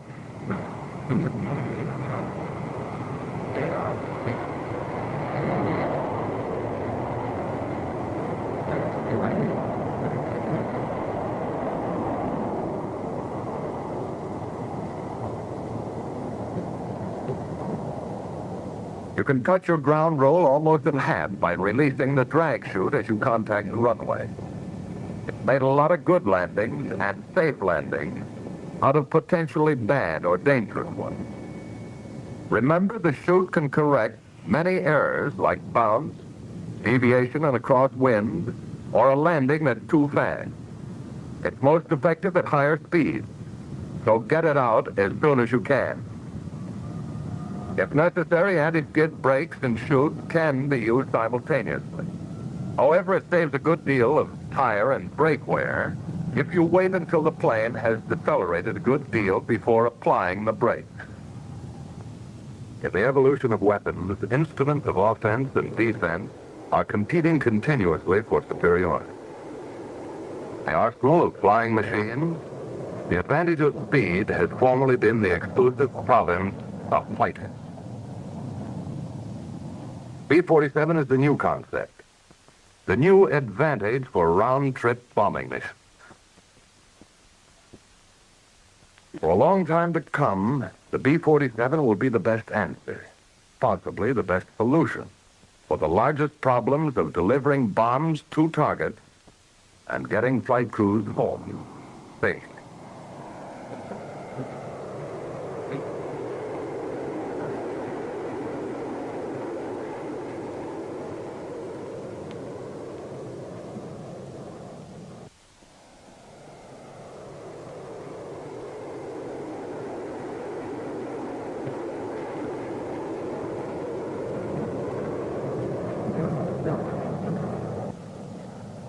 In the B-47, your greatest asset is speed. If you'll have enough of it at your fingertips to make interceptions by present-day fighters extremely difficult. The B-47 has a way of flying all its own. It takes a little time and a lot of hard work to master it. But if you honestly like to fly, it's worth it. It's really the best.